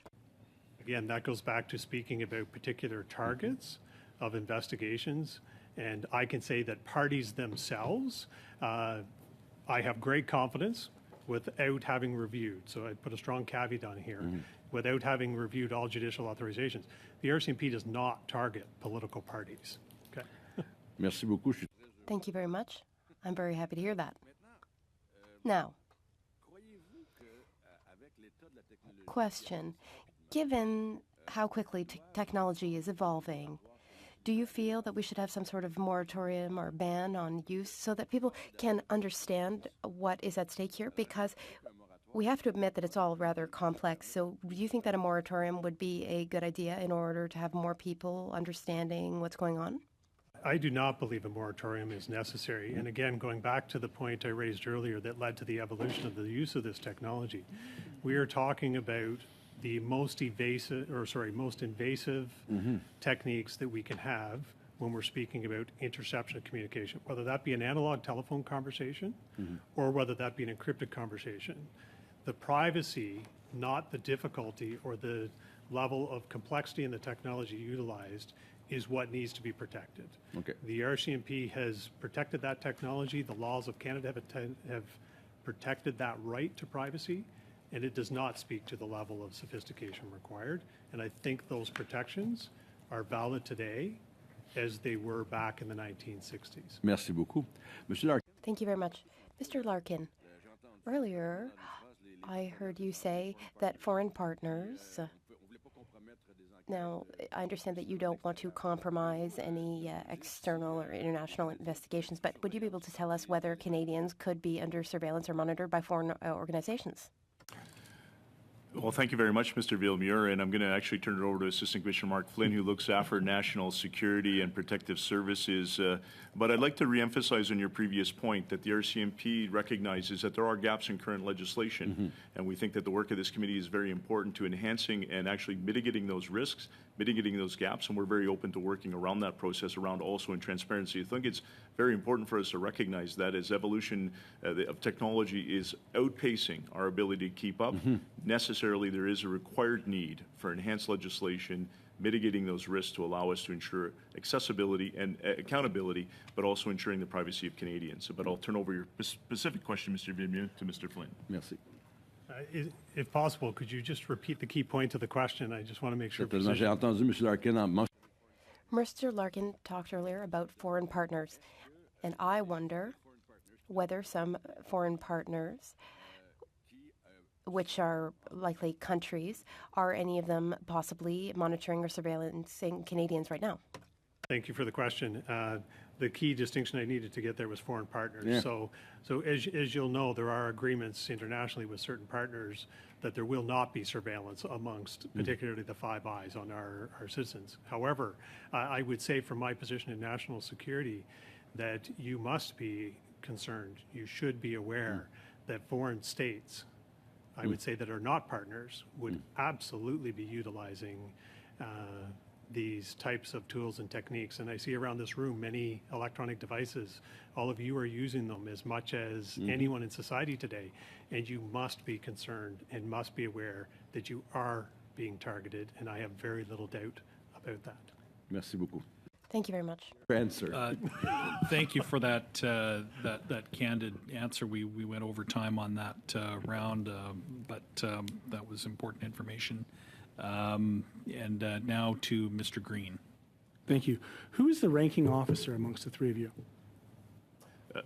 Mr. Green, that would be myself as the Deputy Commissioner of Specialized Policing, and I've recently transitioned from a municipal police force as a Chief of Police. Well aware in Waterloo region. To You've the done a lot of Deputy work there. Commissioner of Specialized Policing, and one of my mandates has been to ensure. I just need the confirmation on it. I do appreciate it. You'll also appreciate that in our timed rounds we have to be expedient. So you've probably heard me then request from the minister responsible that the RCMP provide this committee with the privacy impact assessment that is being prepared right now for the privacy commissioner. So being the ranking officer, would you commit to doing that, to handing that over to this committee at the appropriate time when it's prepared? Again, Mr. Green, we're very much open to advancing transparency within the RCMP. We look forward to our meeting on August 23rd, and it's something that we would certainly consider sharing with this committee as we move forward to build transparency and to enhance trust amongst Canadians. So, do you have the authority? So I can, just so that we're clear, because we do have the ability to send for documents unfettered, and I'd rather not have to do a motion that would request that document. If I could just get your commitment here on the record here today on the Hansard, that we can do that. And if there's things within the privacy impact assessment, I'll have you note that this committee has the ability to go in camera, like NSICOP, like others. I did hear some referencing, Mr. Chair, that there was some discomfort around having discussions around the partners and the places of origin for this. And so given that we've gotten your commitment that you will provide the privacy impact assessment to this committee at the appropriate time when it's prepared, would you be willing to go in camera with this committee to perhaps expand on the use of this technology so that we have access to the same information the government has? So, Mr. Chair, just to clarify, one of the caveats, Mr. Green, would be yes on the privacy impact assessment, but also recognizing that there may be sensitive information which would be best shared in camera. Right. And so, again, we welcome any opportunity, as we're doing with the Office of Privacy Commission, NSICOP, to go in camera to share further details. We're certainly willing to do that, and we welcome that opportunity. Okay. As I'm sure you're well aware of in Peel's principles, the ability of the police to perform their duties is dependent on the public approval of police actions. And I think you've been present to the previous interventions that we're having some trust issues. We had members of your service refuse to provide basic information to this committee, which in my opinion is in contradiction to your duty of candor. And so I'm hoping that at the appropriate time, and again, we have 4 meetings but I think that there's probably going to be an opportunity to revisit some of this stuff once the privacy impact assessment is completed, and we would get a chance to perhaps invite you back in camera to expand on our learning as a committee. Because we've heard time and time again, Mr. Chair, from the minister responsible that he is keenly looking forward to our recommendations, and despite some of the protestations of the government members of this committee, is actually excited that we're having this discussion. So I guess, you know, if there's a question that I have looming from today, it is processes of oversight. And I referenced in a sample letter, have you been privy to the sample letter that was provided by the RCMP? It was on a warrant.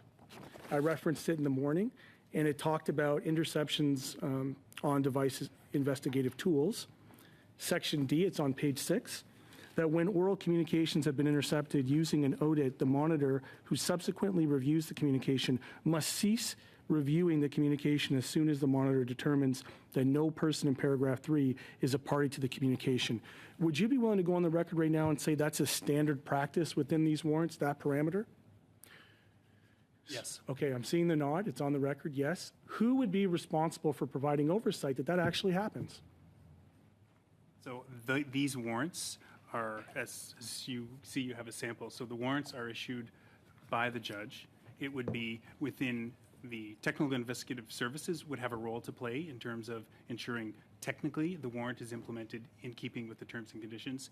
And then in terms of the information collected, like you say, actually reviewing, that would be within the purview of the investigative team and a small number of people who've been, you mentioned the monitors and analysts assigned to do the first review. They would be responsible to make sure that condition is followed. And then, so would there be, just so that my understanding, again, as we're trying to collect our own evidentiary process and the ability to send for papers and so on and so forth, on these 32 warrants, would there then be an audit or a report generated that would substantiate that that type of legal protection against the encroachment on the privacy of private citizens unrelated to the investigation would be protected? I'm not aware of a report being produced for each case, but the ultimate accountability would come when the practices, the evidence collection practices, are challenged in court when these accused. But I mean, that's not proactive. Surely that's not the best case scenario in terms of internal policy to protect the privacy of Canadian citizens. Have you contemplated in this emergent technology proactive ways in which you can have your own internal checks and balances? Because quite frankly, what we continue to hear from the government and from law enforcement agencies is take our word for it. I'm now asking you, given that you're responsible for reviewing the legality and the charter protections, and quite frankly, as I'm going to understand, the only party who has access to whether or not you're actually doing what is presented in the warrants, is there any reporting mechanisms that happen within your departments that would reflect the ongoing adherence to the warrants as they're being produced? So I can tell you, I'm not sure if you're interested in hearing them, we've implemented several proactive steps to make sure the warrants or audits are implemented effectively. Earlier in the process, we haven't specifically contemplated that report. Okay, thank you. And with that, we will now go to the second round. First up is Mr. Currick. Go ahead. Thank you very much, Mr. Chair, and thank you to the members of the RCMP that are here, and thank you as well for your the work you do to protect Canadians. There's a few questions that I'm hoping to get as direct of an answer as possible to. One, we've heard a lot, and there's a little bit of discrepancy around the number of authorizations and the number of individuals and the number of devices, and so that's not specifically what the number that I'm looking for here. But is there in terms of the number of requests that have been made for judicial authorizations, but requests that were denied, do you have that number available? You mean judicial authorizations or requests to use audits internally? Well, both if you could. The requests internally to use the ODITs and any judicial authorizations that were denied. So I guess two different numbers. So the number of Part 6 authorizations denied is tracked in the annual federal wiretap surveillance report. So those numbers would be there. Do you want the other number as well?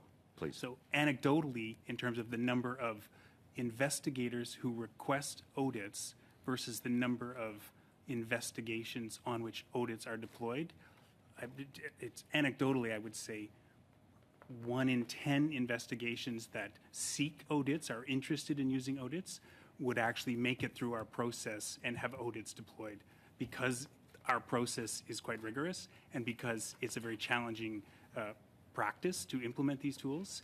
Very few of investigators who request them actually end up being able to use them. Okay.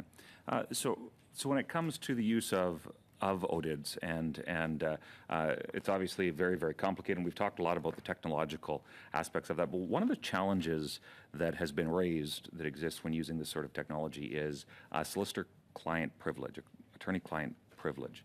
Are there any examples where ODIDs have been used where it's come in confrontation with attorney-client privilege and the use of this surveillance technology? And are there protocols in place to ensure that the rights of Canadians are protected in that regard?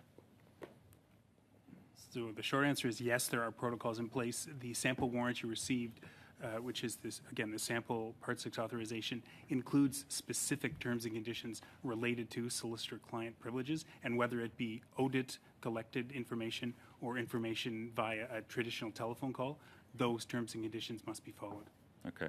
So there's a couple of other questions that I'd like to ask, specifically related to the both testimony and I've now served on this committee over the course of 2 parliaments, and there's been some very public disagreements between the leadership of the RCMP and the Office of the Privacy Commissioner. And as was stated today, some of the frustration that there seems to be a hesitancy for the RCMP to disclose documentation to Parliament.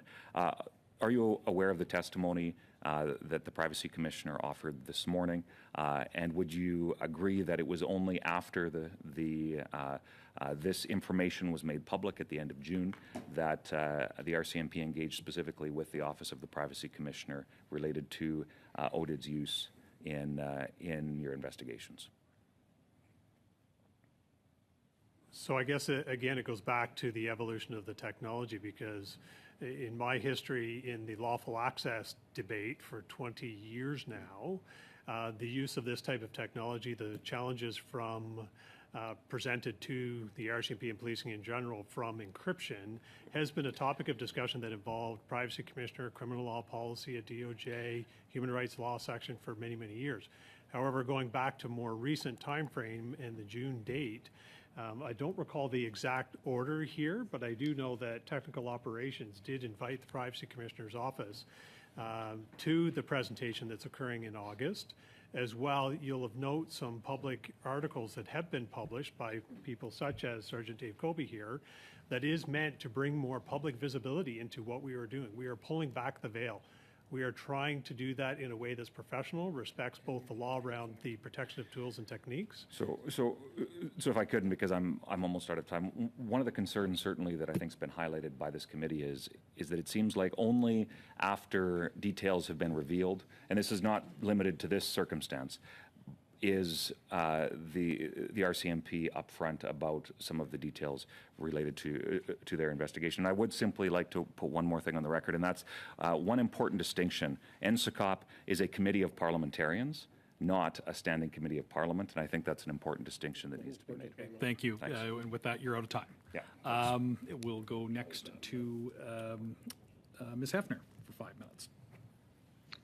Thank you very much, Chair, and thank you to the members of the RCMP here with us today. I just want to start by asking, why not do a privacy assessment every time the RCMP starts using some new technology? Why wouldn't that be one of the first things you do is a PIA? So I would add, again, going back to the point I raised earlier, it is a debate that we have, and sometimes it involves a discussion with the Government Advisory Group at the Privacy Commissioner's office as well. But we do take a look at what we are doing. And as I said, whether we're intercepting an analog communication or an encrypted communication, we're looking at the privacy is in the content, not in the method of delivery. So as we moved through time, we were looking at, are we actually invading people's privacy anymore? And when it gets to a point where we believe there are concerns, and I've personally been involved in meetings where we've received advice that no PIA is required because we are not hitting the triggers. And as an organization, we are changing our position in those. And I would say that even in one particular case, we are moving ahead with a privacy impact assessment, even though all of the advice that we have is that one is not required. So we are trying to lean forward. We are moving forward. You have 3 people at this table today that believe strongly in erring on the side of reveal the details and allow people to properly assess whether or not there actually is an additional invasion of privacy, or whether or not we are simply doing things using a new method but still substantially invading privacy at the same level as we previously had when authorized by judicial authority. And on that, it looks from your background information here that you actually would need, is it 2 warrants, a transmission data recorder warrant and a general warrant to intercept computer functions and use audits? So it would be 2 warrants. Do judges, in your opinion, really look at the privacy of unrelated people, or are judges concerned about Canadians' privacy when they're assessing these warrants? So to answer your question, it's actually more than 2 warrants. Predominantly, the omnibus order that we seek requires, in addition to Part 6, which is the interception of private communication warrants. So there's that warrant. There's a general warrant that is required for the deployment and use of the ODIT, the technology in the background. There's a transmission data recorder warrant, which is required to collect the transmission data that we would collect to operate those. And then if the ODIT is being used to collect information related to the location of the device, we also seek a tracking warrant. So all of those warrants are required or included predominantly in the authorizations we seek. Occasionally, we would seek only a general warrant if the objective was to only remotely search a device for historical information, but most of the time we're using these tools for investigations that are ongoing and seeking prospective communications, private communications. So all those warrants I listed, including a sealing order and an assistance order, are sought at the same time. Can you, I think it was actually Mr. Flynn who talked about how some technology, similar technology, was used as far back as 2012. And I don't think we heard much detail about that technology and what was being done in 2012. So I'm wondering if I can give you a chance to expand on those comments. If I may, I'll add one element that I believe judges absolutely do understand the privacy, and that is their primary responsibility in weighing the needs of police to utilize such techniques. So going back, as in one of the previous questions, the DeLille case was raised. And if you look at the DeLille case, you will actually see in the news coverage that the RCMP, as part of our disclosure package, did present some of the material that was collected using the ODIT, which included screenshots of some of the communications between the accused in that case and what is believed to be foreign actors that he was engaged with. So when we speak about the technology, we hear spyware, we hear malware. I'll be frank, I don't believe it is either one of those. We are using tools and techniques that are designed to enable us to meet not meet, but to perform the duties that are expected to be performed by us in gathering evidence about the criminal behavior of, and you can see from the stats provided solely for 2017 onward, that it is involving serious cases with serious criminality. Yeah. Thank you very much. I think that's my time, Chair, or do I have more time? No, yeah, that just we're just a little over, but we are done. And so now, Monsieur Villemur, pour 2 minutes et demie. Merci. 2.5 minutes, Mr. Villemur. Thank you very much, Mr. Chair. In the documents, there's mention of 2016. It was a possibility to launch public debate about the use of this technology, which didn't end up happening, and maybe you can explain why. But is there an openness to using invasive technologies? An openness to discuss the use of invasive. I think the translation may have missed a fine point there. I would say there's absolutely an interest in publicly discussing the use of invasive technologies. We're here. We're happy to have that discussion. Again, you'll see the news articles that cover it. I won't waste your time. So, Vous êtes depuis 2010. You have been in your position since 2017, is that right? I've been involved in this type of technology since 2002. I moved into a different position in 2015, and now I've been in my position in National Security and Protective Policing since December a year and a half ago. D'accord. Okay. Now, still referring to the RCMP's desire to discuss this publicly in 2016, can one of you explain why this didn't occur?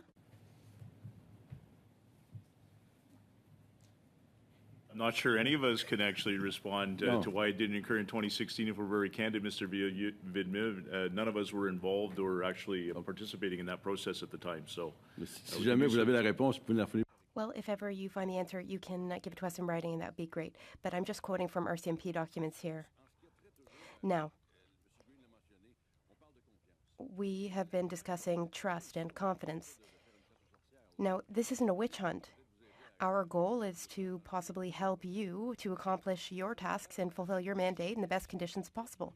Now, would you be open to third-party assistance or third-party assessment in order to ensure that we are not just forced to take you at your word?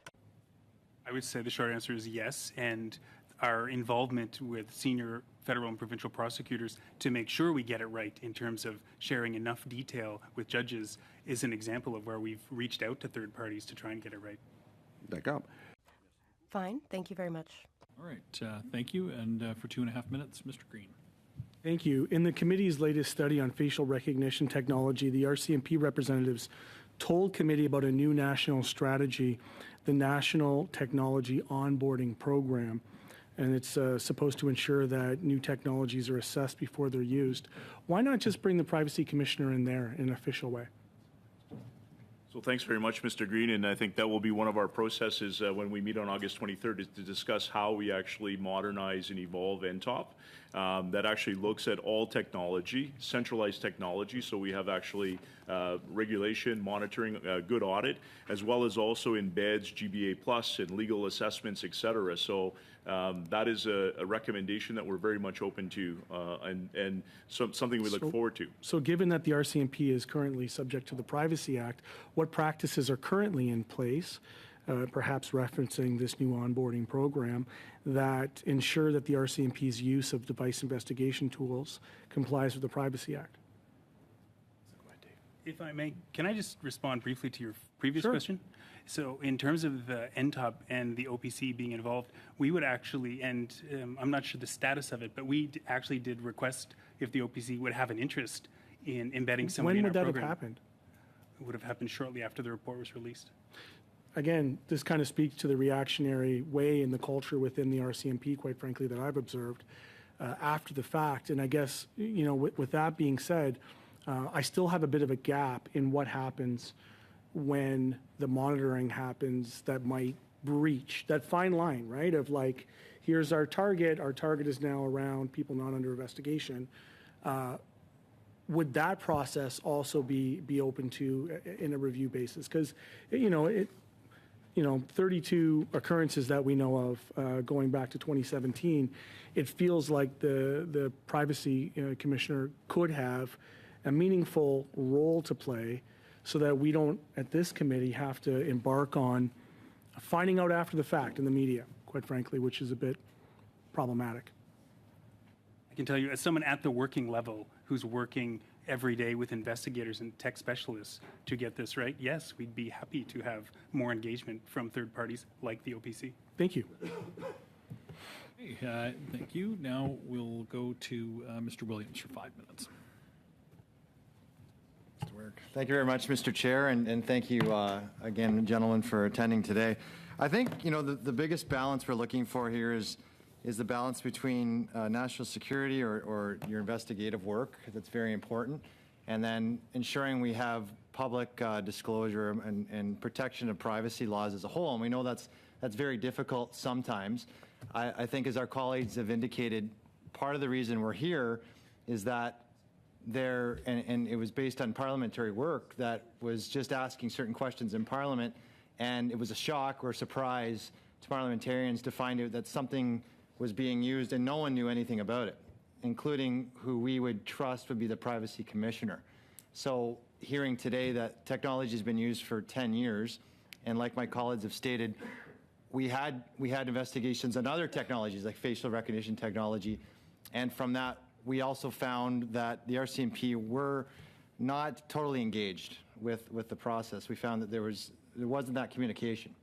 So knowing that, and knowing that the one tool that the Privacy Commissioner has asked for, which is going to be implemented here in August, why, I guess just from a general standpoint so I can understand, why was Privacy Commissioner not engaged even 3 years ago when this was really being used in the judicial system, in different processes? What is the best answer about why the Privacy Commissioner, who explained to us this morning, have complete airtight systems that keep everything confidential better than we can in an open committee in the public today, but why was that not the first step taken by the RCMP?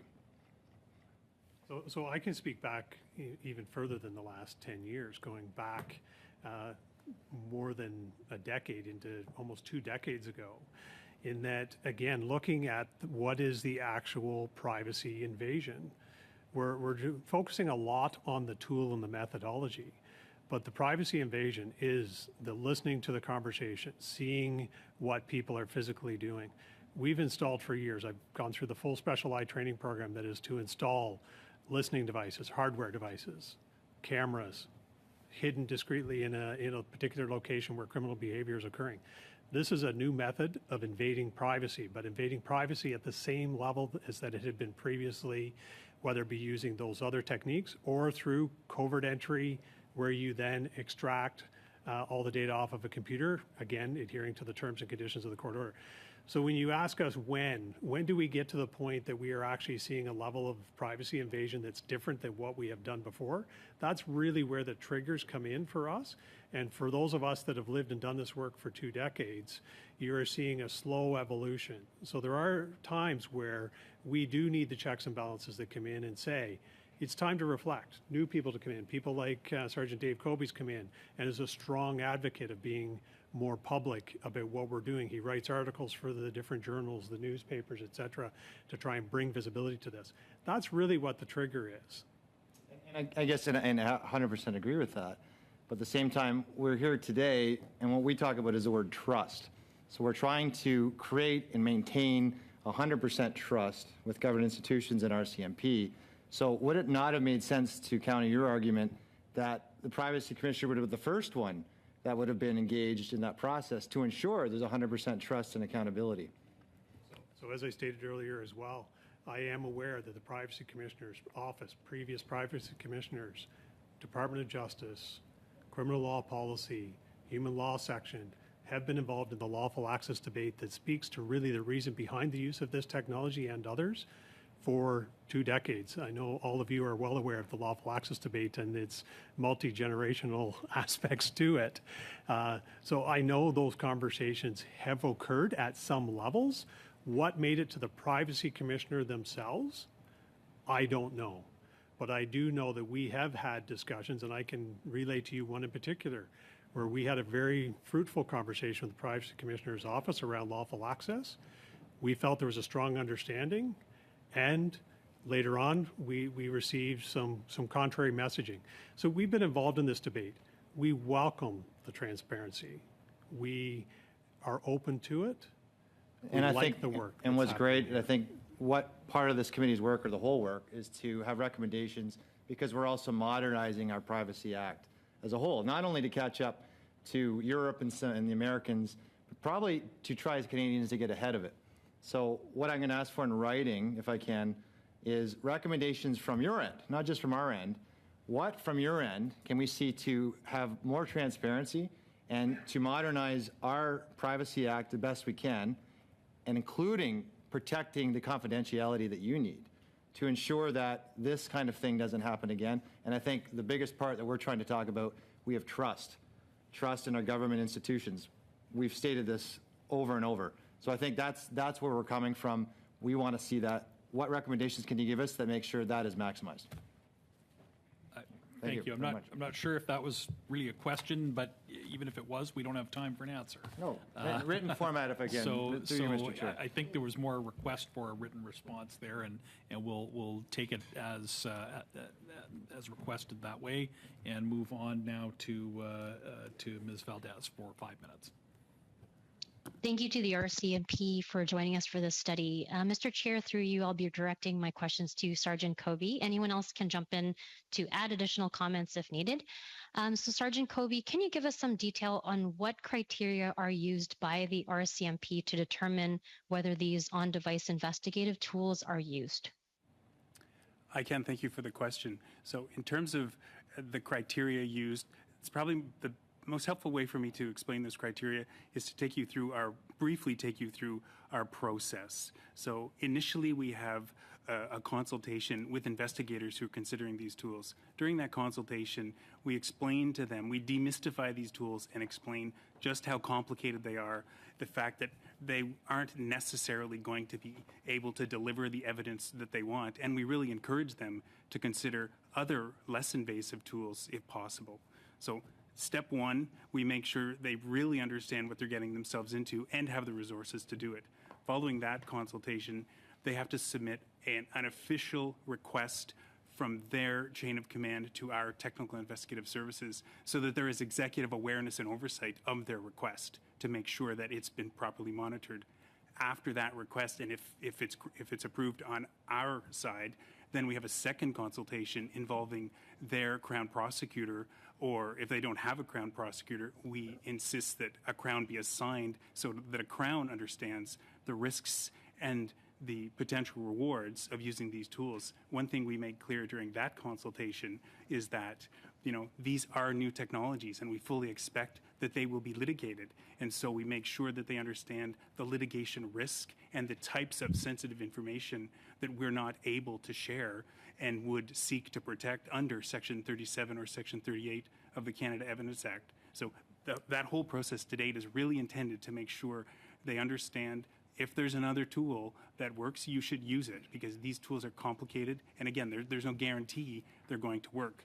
After all those consultations, then we do an engagement memo between our unit and the requesting unit to memorialize all the conversations, to set out the need to protect the tools, and then only after that engagement memo is acknowledged by the commissioned officer overseeing that investigation would the assistance be provided. And of course, all that it doesn't matter a whit unless judicial authorization has been granted through the process that we've described earlier in terms of a Crown agent, a proper authorization with all the terms and conditions we included. So I hope that answers your question. And it does. So what kinds of information can be obtained through audit searches that can't be obtained through a simple search warrant? Well, typically audits are being sought during the investigation. So the objective of the audit, of course, is to collect the information while the target is still using it. Conducting a search warrant on a device necessitates taking the device away from the person. So obviously there will be an end to that person's use of the device. So the information that can be collected is information that the suspect is still using or saving on that device before we've seized it or before they know that they're the target of a police investigation. Thank you. Now, former Prime Minister Stephen Harper has been deeply involved with the Israeli startup company Coresight AI, whose technology helps to identify facial recognition features in situations when they are difficult to identify. Are you aware of the RCMP using any of this software technology? I personally am not aware of that particular tool. Thank you. My understanding is that the members of opposition have indicated that the RCMP conducted mass surveillance of the population and actually members of parliament. Do you have any comments on that? I would go back to the earlier comments that these tools are never used to conduct mass surveillance. Again, the judicial authorization is only granted by a judge if they're necessary and the judge is satisfied that a particular offense involving a particular person and particular devices, and that the way that those devices are going to be intercepted have been set out. So it is very targeted. It is never mass surveillance. Thank you. Can you describe what are the challenges that you face in conducting search warrants and how this technology can better assist the RCMP in collecting key evidence? I'll start with the second part of that question first. I think this technology can assist collecting valuable evidence because, like every one of us in the room, criminal suspects carry devices, and I suspect every one of us in this room uses a device in a way that is more complex for law enforcement. The apps we use and the way we use our devices, none of those are conducive to the old-fashioned wiretap activities that enabled us to, simply send our order to a telco and then have them send us the communications. All of the devices, the fact that users have complete choice over what device they buy, over what apps they use, and how they use that apps is why audits are essential, because they help us manage all that complexity. All right, thank you. Thank you. Now, so that takes us to the first two complete rounds per the motion adopted by committee. I am going to deviate from that just because time is becoming a factor. So for the third round, we'll go to 4 minutes each for Mr. Bazan and Mr. Baines, 2 minutes each for Mr. Villemure and Mr. Green, and then 4 minutes each for Mr. Couric and Ms. Khalid. So that'll get us just about jammed into ending on time, maybe a minute or two over. So with that, go ahead, Mr. Bazan, for 4 minutes. Thank you. And it's been an interesting discussion. Now, when you go for a warrant, does the RCMP need to notify the service carrier that somebody that has one of their devices, Rogers, TELUS, Bell, that their system is being hacked with RCMP spyware? Is there any duty to disclose? I wouldn't characterize our activities the way you have, but I would say the service providers are not involved when we use audits. Okay, so when, again, when you're monitoring conversations, using their microphone, hacking in to look at their chats and their emails, what about the other third parties that are innocent bystanders? Friends, relatives, spouses, as an example. How do you protect their privacy? And it's a great question. It's in protecting innocent third persons' privacy and non-pertinent communications has been an issue ever since wiretapping began. And if you look at the sample order that we provided, there are terms and conditions in there.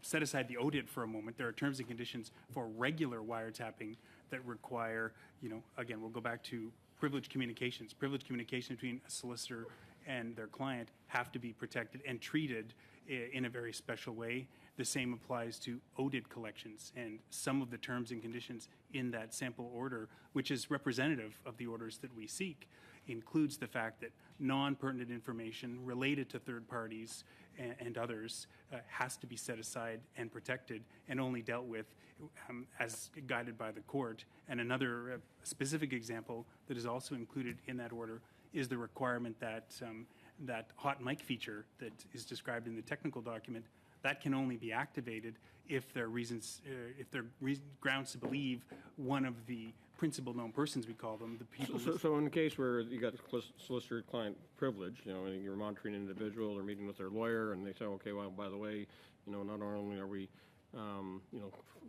laundering money, but we also got a drug shipment coming in through the port. You wouldn't act upon that information? Well, no, if a person is involved in a communication with their solicitor, the terms and conditions are clear. They have to be sealed, and we can't look at those without further order of the court. Okay.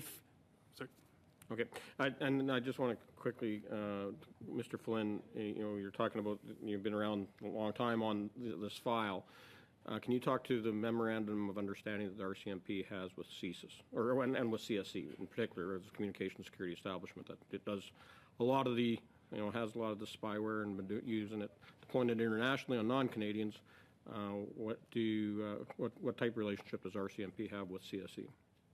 So the RCMP, speaking broadly, as the question was, from a national security perspective, we work in partnership with all the national security agencies, which obviously include CSIS, CSE, CBSA. I could go on a long list of the national security partners. Specific with respect to our relationship with CSE, CSE does have a Mandate C provision for providing us technical assistance through technical operations, where TechOps manages that relationship with CSE. But I can say that in that relationship, it does not expand the authorities of the RCMP. Okay, thank you. And Mr. Chair, just because of the way the information that we requested that we never got, I'd like to move the following motion. That pursuant to the motion adopted by the committee on July 26, 2022, the committee reaffirm its request for all documents outlined in its original motion, that any documents received from the RCMP that includes warrants, list of warrants, the scope of warrants, and the affidavit submitted in support of the warrant applications be considered by the committee in camera only, and the following parameters outlined below. That all documents issued pursuant to this motion be provided to the Office of the Law Clerk and the Parliamentary Council within 15 days of the adoption of this order. That all relevant documents be vetted for matters of personal privacy information, ongoing police operations, and national security by the Law Clerk and Parliamentary Council within 7 days of the receipt of the documents, and that all documents be circulated to committee members at the earliest opportunity once vetted. I'll just speak to that motion, Mr. Chair, because I want to just assure committee members and the RCMP that we don't want to undermine any investigations you have right now that are looking at criminality or national security. What we do want to see is just the broad scopes of what those warrants look like and the documents that are associated with them, and that we would ensure through the vetting process that we've used in the past, a number of parliamentary committees at the Law Clerk and Parliamentary Council would ensure that documents are redacted and that the information that's withheld from us as committee members fall in line with protecting those investigations and national security and the privacy of those individuals who are subjects of interest. I've forwarded this into the clerk and I've asked that they have it circulated, so all committee members should have the motion before them now. I just received it myself, so it's in both official languages. Okay. It is in order, and so before we do anything else or return with the limited time we have left to rounds of questions, we go to debate. I have Ms. Khalid. Thanks, Chair. I would respectfully submit to members. Obviously, I haven't had the chance to review, but we do have the RCMP here for another 11 minutes. I suggest that perhaps we go to our witnesses and then, having reviewed this motion, deal with it as a first order of business in tomorrow's meeting. Okay, I guess that's a suggestion. I can canvass the room. Is there interest in? Sorry? No, Mr. Chair, I'd just say this, that I think we should, based upon the lack of information that was provided by the RCMP, I appreciate what they've given us to give us some background information, but doesn't talk to the broader scope of the motion that we brought forward in the respect of okay, I was merely process, just. But I'll just say this, that we should deal with this motion because tomorrow we have a full slate, and I'd like to get through the witnesses tomorrow rather than spend all day debating this motion. So I had Fergus, Mr. Fergus has his hand up as well, and did I see anybody else in the room? Nope. Okay, so Mr. Fergus is the only other one I see right now. Go ahead, Mr. Fergus. Je voulais dire la même chose, Monsieur. I wanted to say the same thing, Mr. Chair. I feel that it's getting late, and I'm wondering whether we could have the chance to read the motion. Then we could continue questioning witnesses who are here today, and then we could consider this tomorrow. It could be the first order of business tomorrow morning. So Ms. Khalid and I have the same idea, the same suggestion.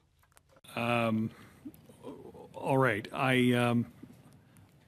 Procedurally, I'm not, okay, I'm going to just spend one moment, get a quick word from the clerk.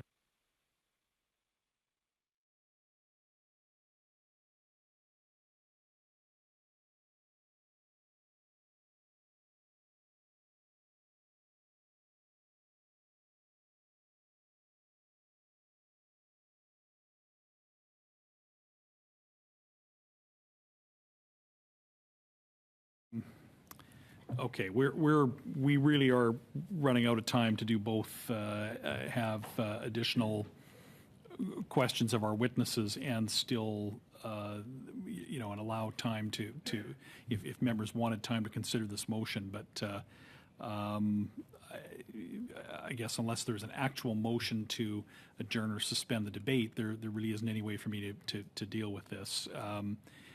I see that. Ms. Khalid's got her hand up again, and so does Mr. Fergus. Go ahead, Ms. Khalid.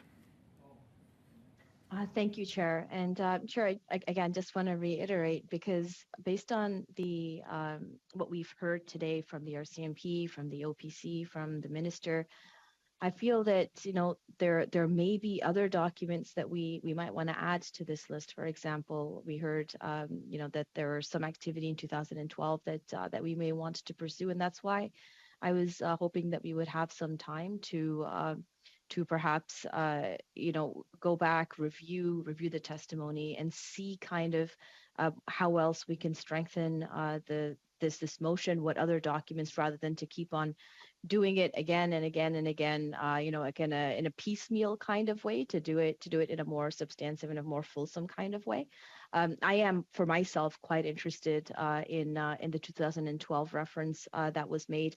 I know that some members might be interested in other things that perhaps we could include with the text of this motion, perhaps.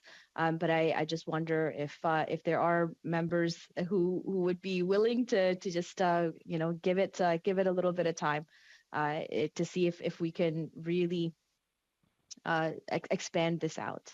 Okay, thank you, Mr. Fergus. Merci encore une fois, Monsieur le Président. Thank you, Mr. Chair. If you would like a motion to adjourn debate, I would be happy to move said motion.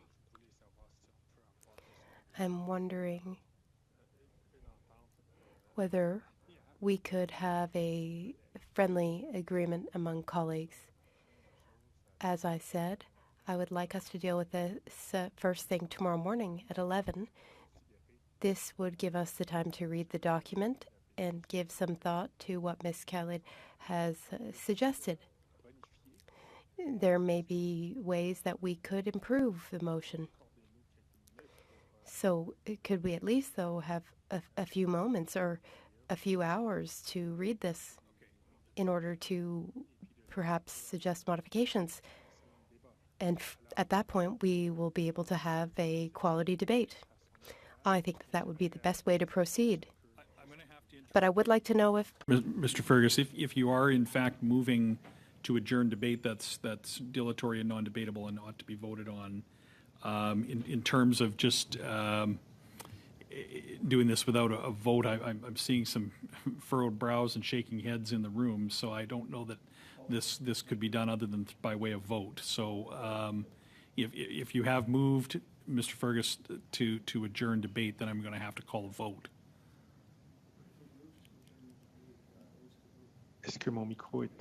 Is my microphone working here? Can you hear me? I can hear you in translation, but you're not very loud in the room.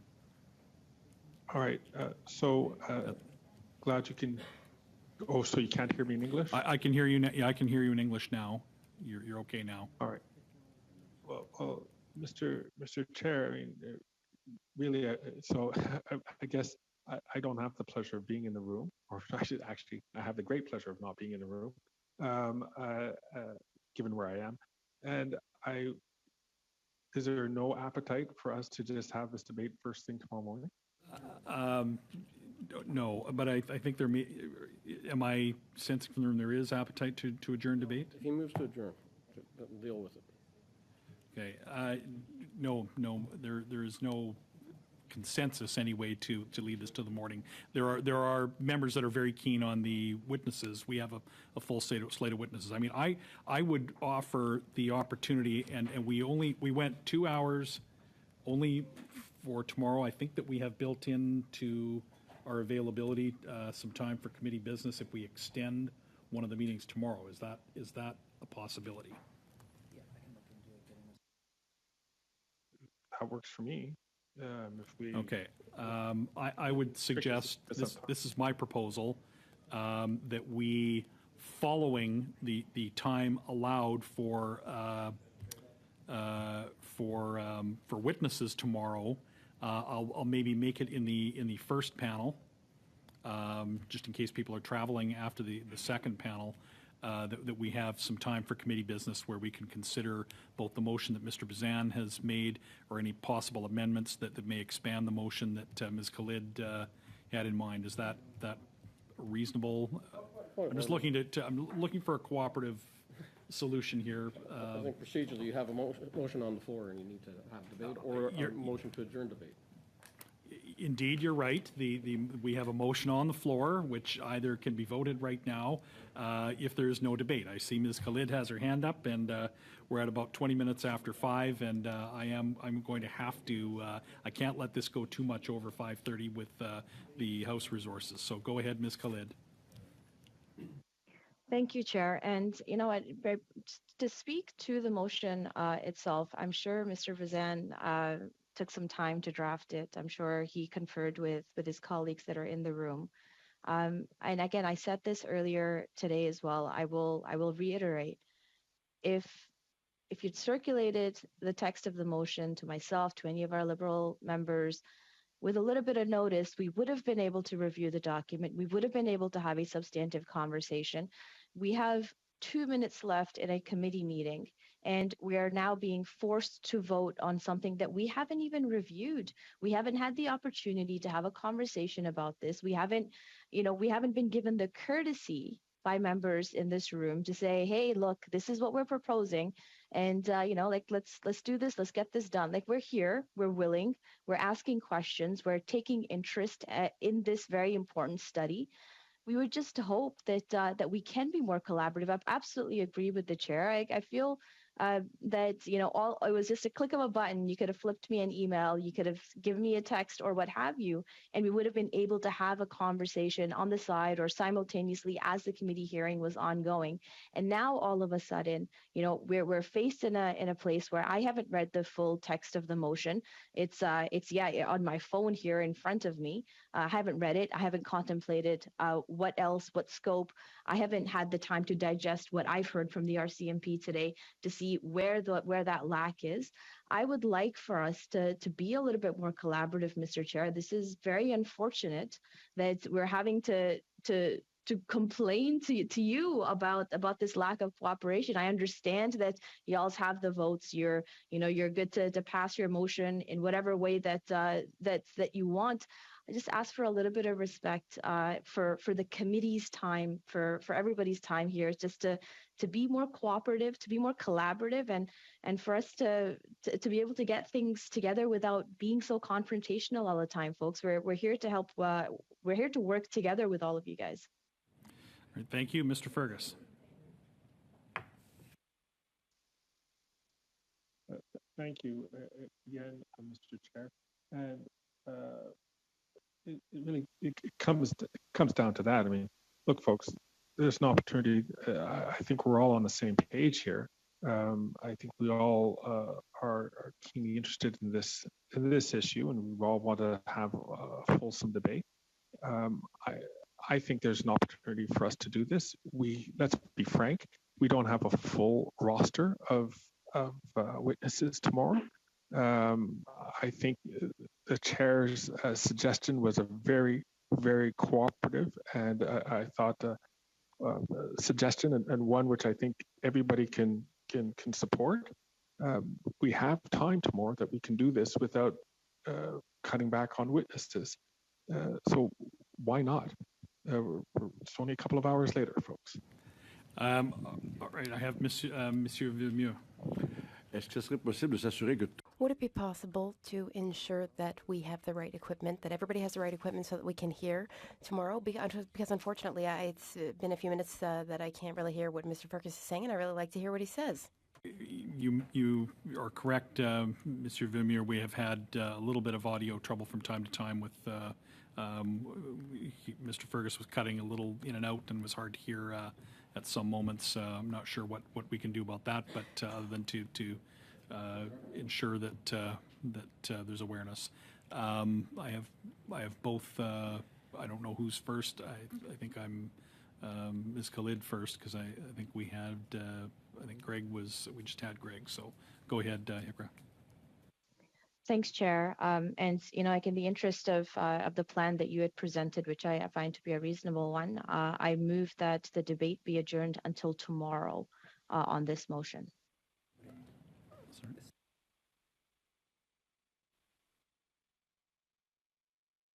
The motion with the condition added there becomes debatable.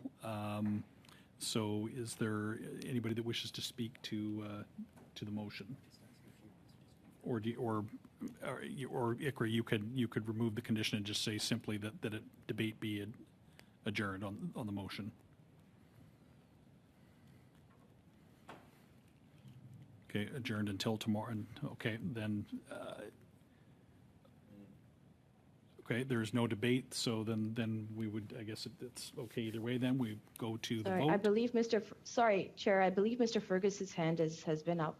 Oh, he had. Okay, I think his camera disengaged, and then when that happens, I no longer see his hand. So go ahead, Mr. Fergus. My apologies. I was just going back to reading the motion on my P9. J'aimerais présenter mes excuses. I would like to offer my sincerest apologies to all of my colleagues and especially my colleague from the Bloc Québécois. The reason I do not have my headset is because this meeting was called while I was abroad. So I'm abroad. I do not have my usual computer or headset with me. I apologize for that. I sincerely apologize to all colleagues and also to interpreters. We are. We're at this point where, well, if there's no other debate, then we can vote on Ikra's motion, which is to adjourn debate. Are there any opposed to adjourning debate? Seeing none, the motion to adjourn debate is carried, and with that, we are past our time. We will. The meeting is adjourned.